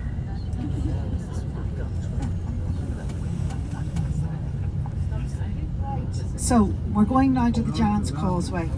I need you to listen to this very carefully, okay? When we get there, we are only allowed to park for 10 minutes. And then we have to go away into Bushmills and we refuel, and then we come back later on and pick you up. As I said before, we cannot guarantee to park in the same place that we drop you off. So you've all got a photograph of the number plate of the coach, number 1 on the window, and a big red sign that says City Sightseeing. Now, if you're a member of the National Trust and you've got your card with you, or even if you don't have it with you, you can get into the visitor centre free of charge. You can get on the shuttle bus to the Stones free of charge. If not, don't bother going into the visitor centre. It's £15 or £16 per person to get in. There's nothing really in there that you can't see elsewhere. There's bathrooms, well, I will show you other bathrooms that are free. There's a cafe, well, you can go into the hotel or the pub for a drink if you wish. There's a gift shop, well, there's a gift shop in the foyer of the hotel if you want anything. So unless you really want to, I would just give that a miss, because in my opinion, it's not worth the money. Now, when we get there, there are 4 walking trails: red, blue, yellow, green. Do not do the yellow. If you do, you will end up miles and miles away. You'll get lost and never find your way back. Do not do the green. The green is for wheelchair users. It's an accessible trail, so you won't get to see all of the stones, but more importantly, we don't want to obstruct anyone using a wheelchair. Either do the blue or the red. Now today, because it's windy, I do not recommend the red. On the red route, you walk across the cliff top. Now there's no fence or handrail or anything to keep you from falling over the edge. You walk along the cliff top. It's 300 feet above the rocks, above the stones. Then you climb down the shepherd's staircase, or the shepherd's steps, something like 190 steps. And there is one handrail, and the steps are carved out of the side of the cliff. It's very, very blustery on the top and going down the shepherd's steps. So for that reason, I'm not recommending the red route today. It's far too blustery. The blue route is the easy one. Now, whether you do the red or the blue, they end up in the same place and you see the same thing, so you're not missing out. The only difference is on the red route, because you're 300 feet above the cliffs, you have very good views. The blue route and the red route, it takes about 20-25 minutes to walk down to those stones. On the blue route, you just walk down a normal footpath and it's gently sloping downhill. It'll take you about 20-25 minutes to walk down. The red route, 20-25 minutes to walk along the cliff top and down the steps. If you don't wish to walk, there's a shuttle bus. You have to pay for it. It's organised by TransLink, and that's the transport provider for the whole of Northern Ireland. Unlike England, where you've got lots of different rail companies and bus companies, we have one transport company here that looks after all buses, all coaches, gliders, metros, trains. Because there's only one transport provider, the timetable, they're all doved in to tie up with one another. So we have no authority over whether the TransLink shuttle bus will be running. If it is, it costs £1 per person each way, or €1.20 per person each way. They take credit cards usually, and also cash.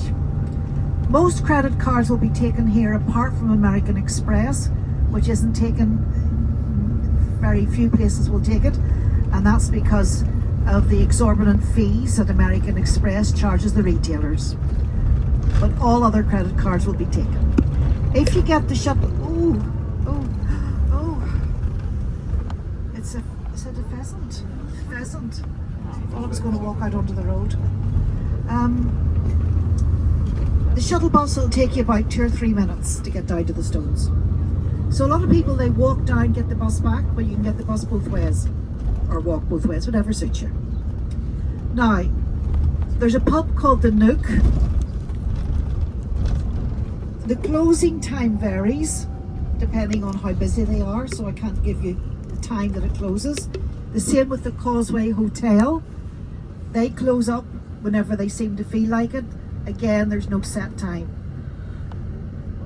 The shuttle bus, if you do go down, before I carry on with this, I want to show you Robert Quigg standing on the Seven Giants Causeway shaped stones. If you look to the right, in a moment you'll see him. There he is. Life-size statue there to the right, Robert Quigg on the Seven Giants Causeway shaped stones. Obviously he wasn't a big man because the statue, although life-size, not very tall at all. Anyway, if you get the shuttle bus down, please ask the driver what time the last bus is back. It should be 4:15, but if there's no business, they just sometimes shut up shop. Okay?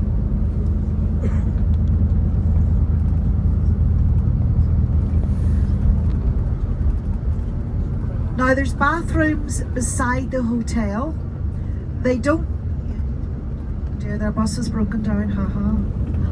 How awful. That's terrible, haha. Dear. No, that's terrible. Touch wood, we're fine. I'm sure they'll be fine because I'll get another coach out to them straight away. They'll be absolutely fine. The bathrooms that I'm going to show you close at 4:45.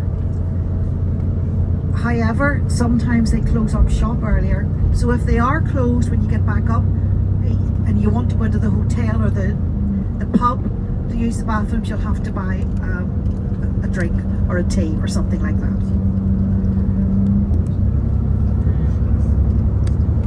Now, as I've said before, the stones will be slippery, so be very, very careful. It'll be very blustery as well. Now, to get to the walking trails and to the start of the shuttle bus, we have to walk across the roof of the visitor centre. It's a living roof, and the visitor centre opened in 2012. It's built to last 100 years and it's built into the side of the cliff. It has a living roof that we walk over to get to the beginning of the trails. Oh dear, it looks as if the rain might be starting. Hopefully it'll blow over.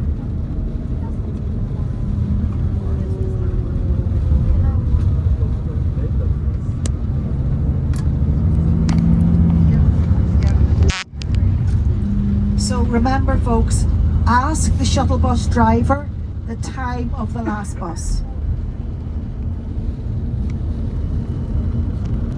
when you're getting off.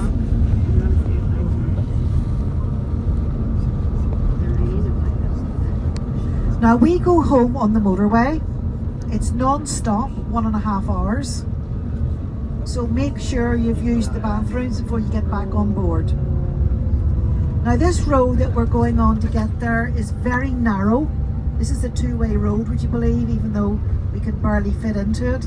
It is a two-way road. We're only going to open the front door. I don't want anybody getting out into the traffic. And what you need to do is follow me and I will show you the beginning of the trails and where you get the shuttle bus. And then if you need to use the bathrooms and so on, you can do all that before you go down to the stones. But follow me first of all, because I'm only allowed 10 minutes parking time, waiting time. On the left here, it's closed it's the winter season, only open at weekends. That's a heritage railway. because the world's first hydroelectric tramway ran in the 1800s from Bushmills and the town of Portrush to the Causeway.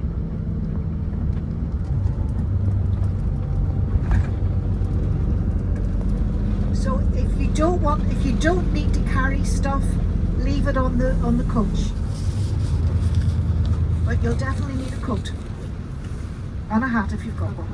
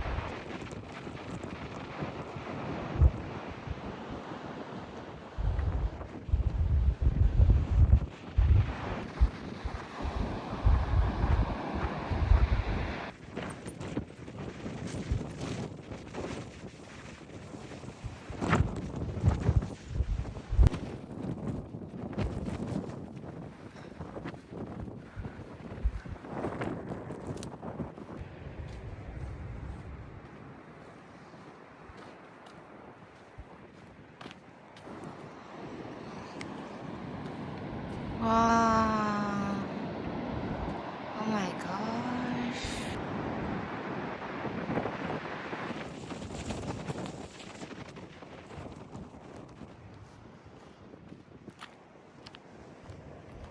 Oh, shootings.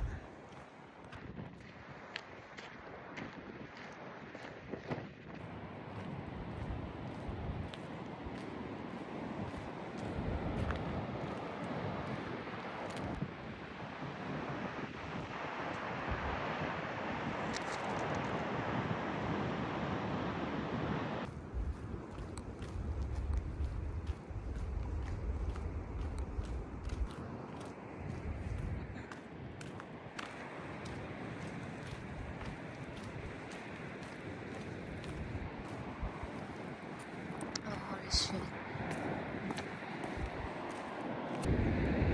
Oh, I'm gonna focus on this now.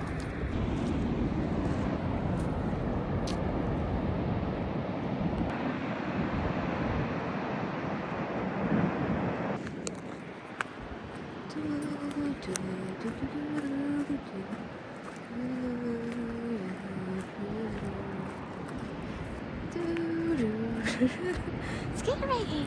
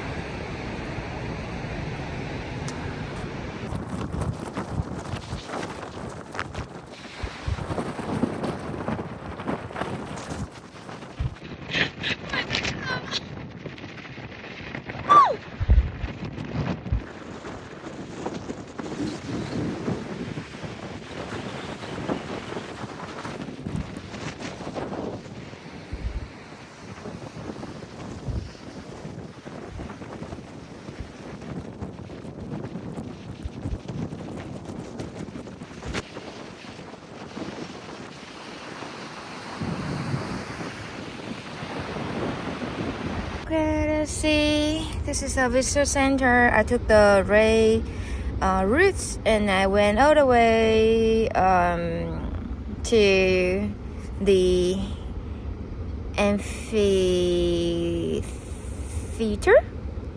And then I went all the way down. I'm here, and later I'm gonna take the boo way back to here. Yeah, same. Wow, can't believe I was there. I went all the way to there. Wow. Oceans.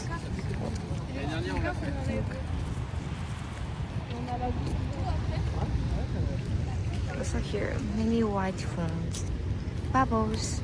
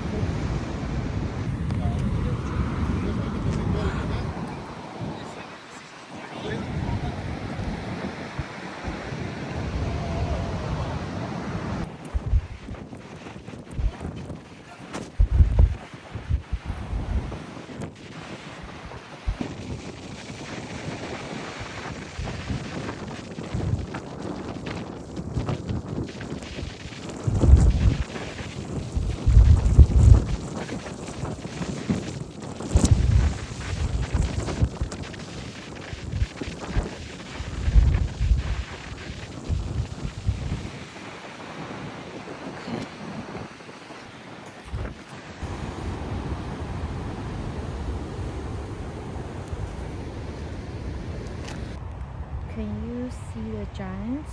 Something Granny watching out for him. Where? That's Granny? Huh?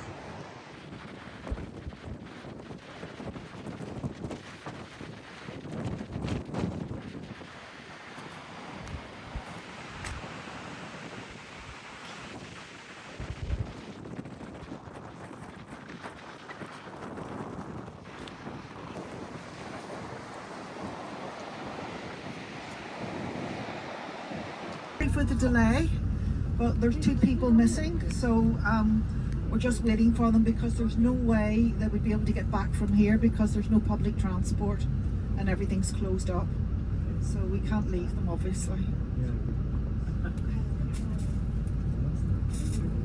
Before we go too much further, I find a pair of women's earrings, goldy coloured hoops, small hoops, down towards the back on the left hand side.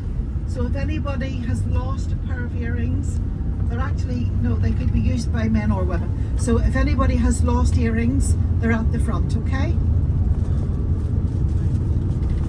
Get them as you're getting out. So I hope you enjoyed your jaunt down to the Stones, and we're so lucky today with the weather because of course it hasn't really rained, it's been blustery, but as long as it's dry, that's the main thing. So on behalf of Belfast City Sightseeing, I'd like to thank you very much indeed for your custom and your company. A pleasure and a privilege having you on board today.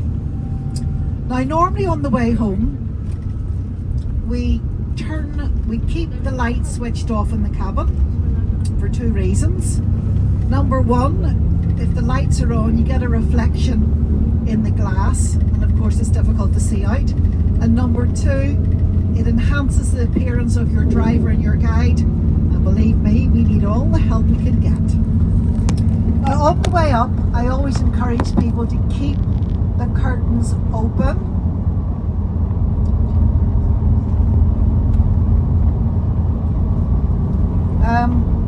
If anybody wants to close the curtains on the way back and have a wee snooze, do feel free. We should be back in Belfast around about 6 o'clock, you know, traffic permitting, and we're going on the motorway non-stop, so there won't be any comfort stops or anything like that. But there is the toilet, of course, on board for emergencies. I said at the beginning of the tour I wasn't going to speak on the way home. I lied. I am going to speak, but no, I'm not going to speak very much over the microphone. I'm going to come around the coach and speak with everyone individually to see if you have any questions about today or anything you've seen or haven't seen, or if you're staying on for a few days, if you want ideas of places to go, things to do. If you don't wish to speak with me, I won't be offended. Just close your eyes and pretend to be asleep and I won't bother you.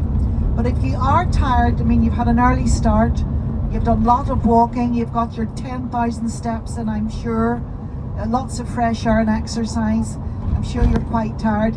If you do want to go for a wee snooze, I will waken everyone up. I will waken you up 10 minutes before we're due to arrive back at the City Hall where you got on this morning, and that's where we will let you off.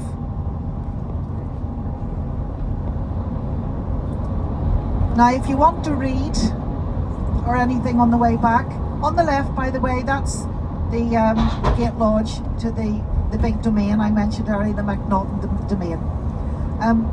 You should have a reading light above your head, an individual air conditioning if you're too warm or too cold, whatever, just adjust it accordingly. I'm a freelance tour guide, and Alan is a freelance driver. We work together from time to time.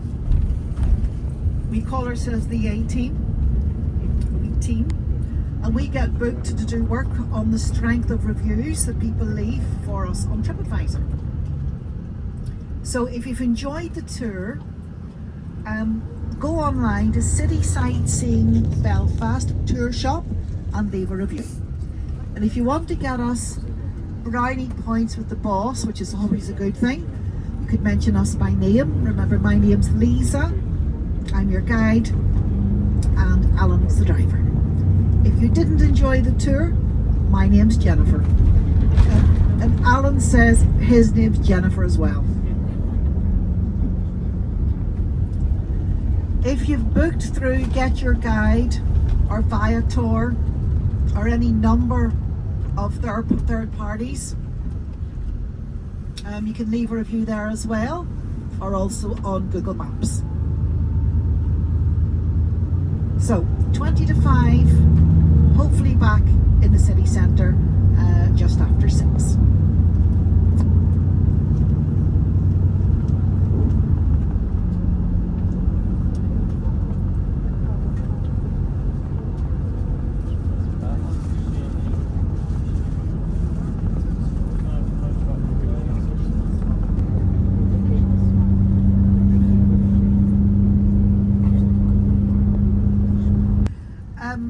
The shipping company obviously thought that the Good Friday Agreement was going to come to fruition and that peace was on the way, and so a cruise ship called here in 1996.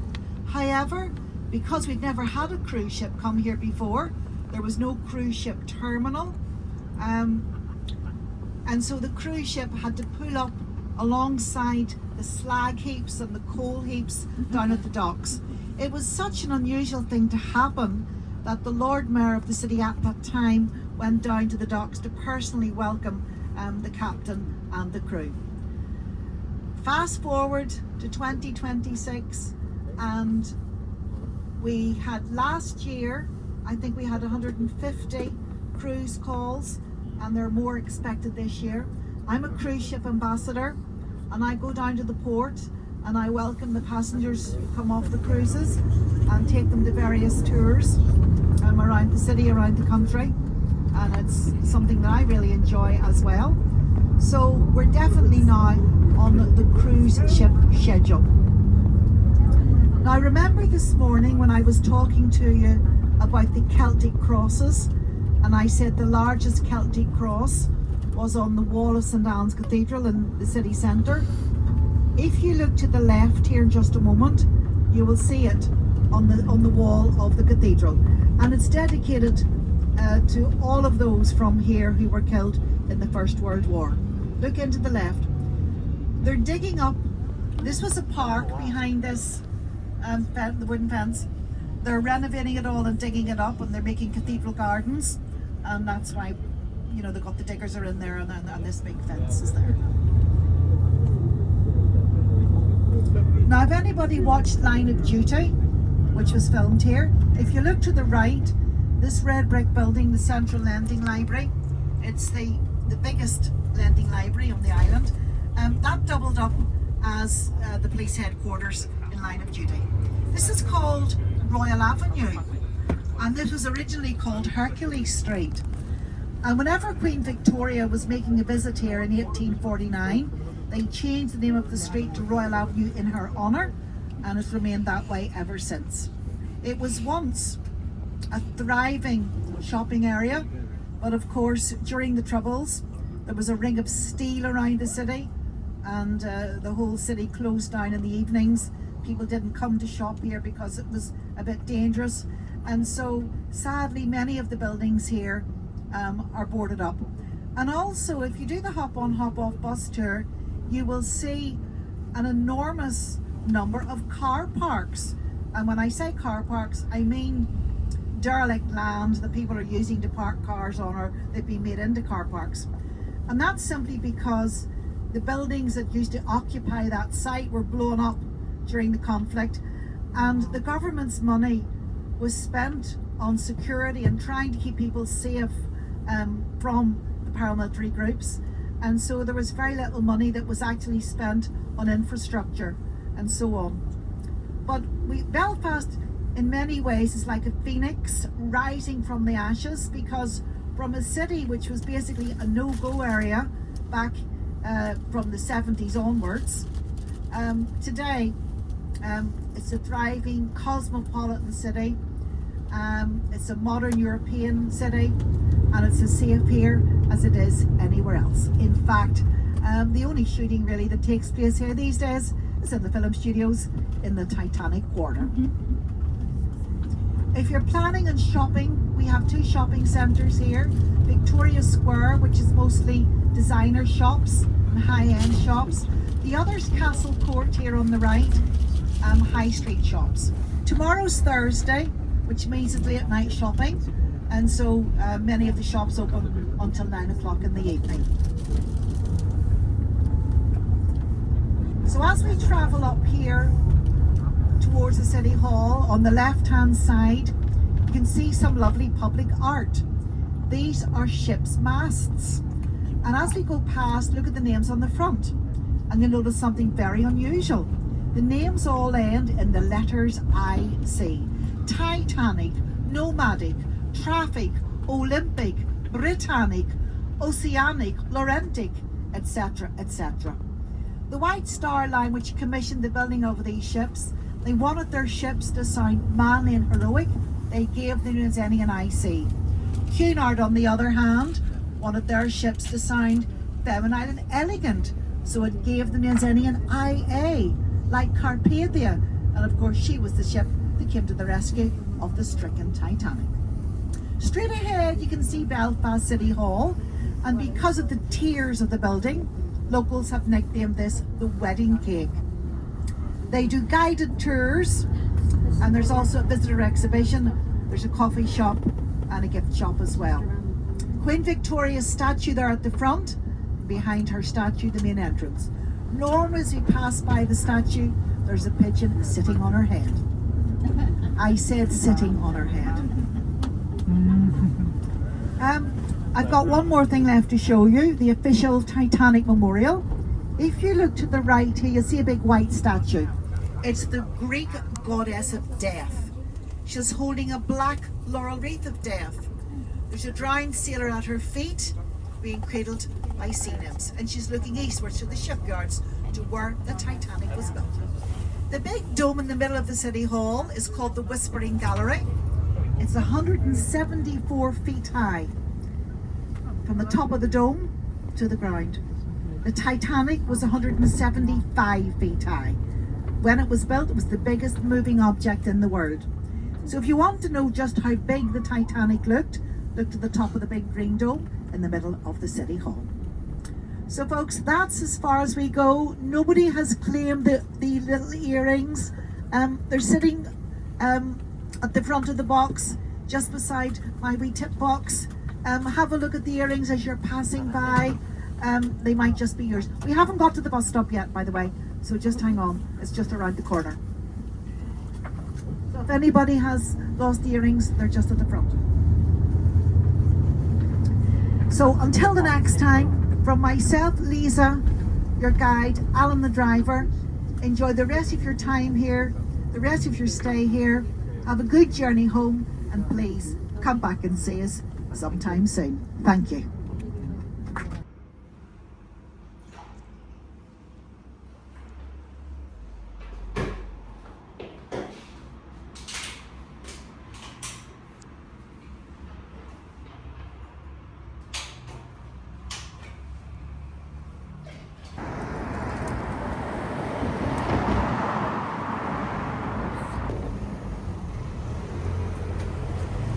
Just review recommend this restaurant. Let's go.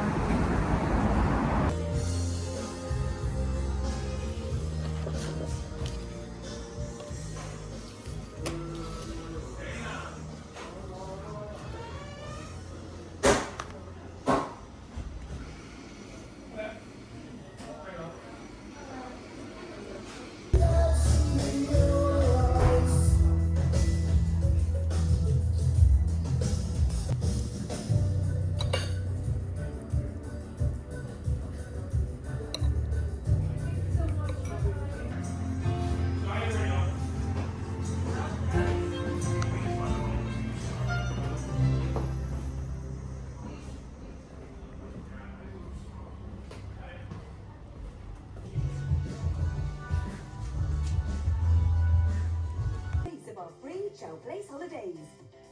Book now with just a £60 deposit per person. Nothing beats a Jet2 holiday. Package holidays you can trust.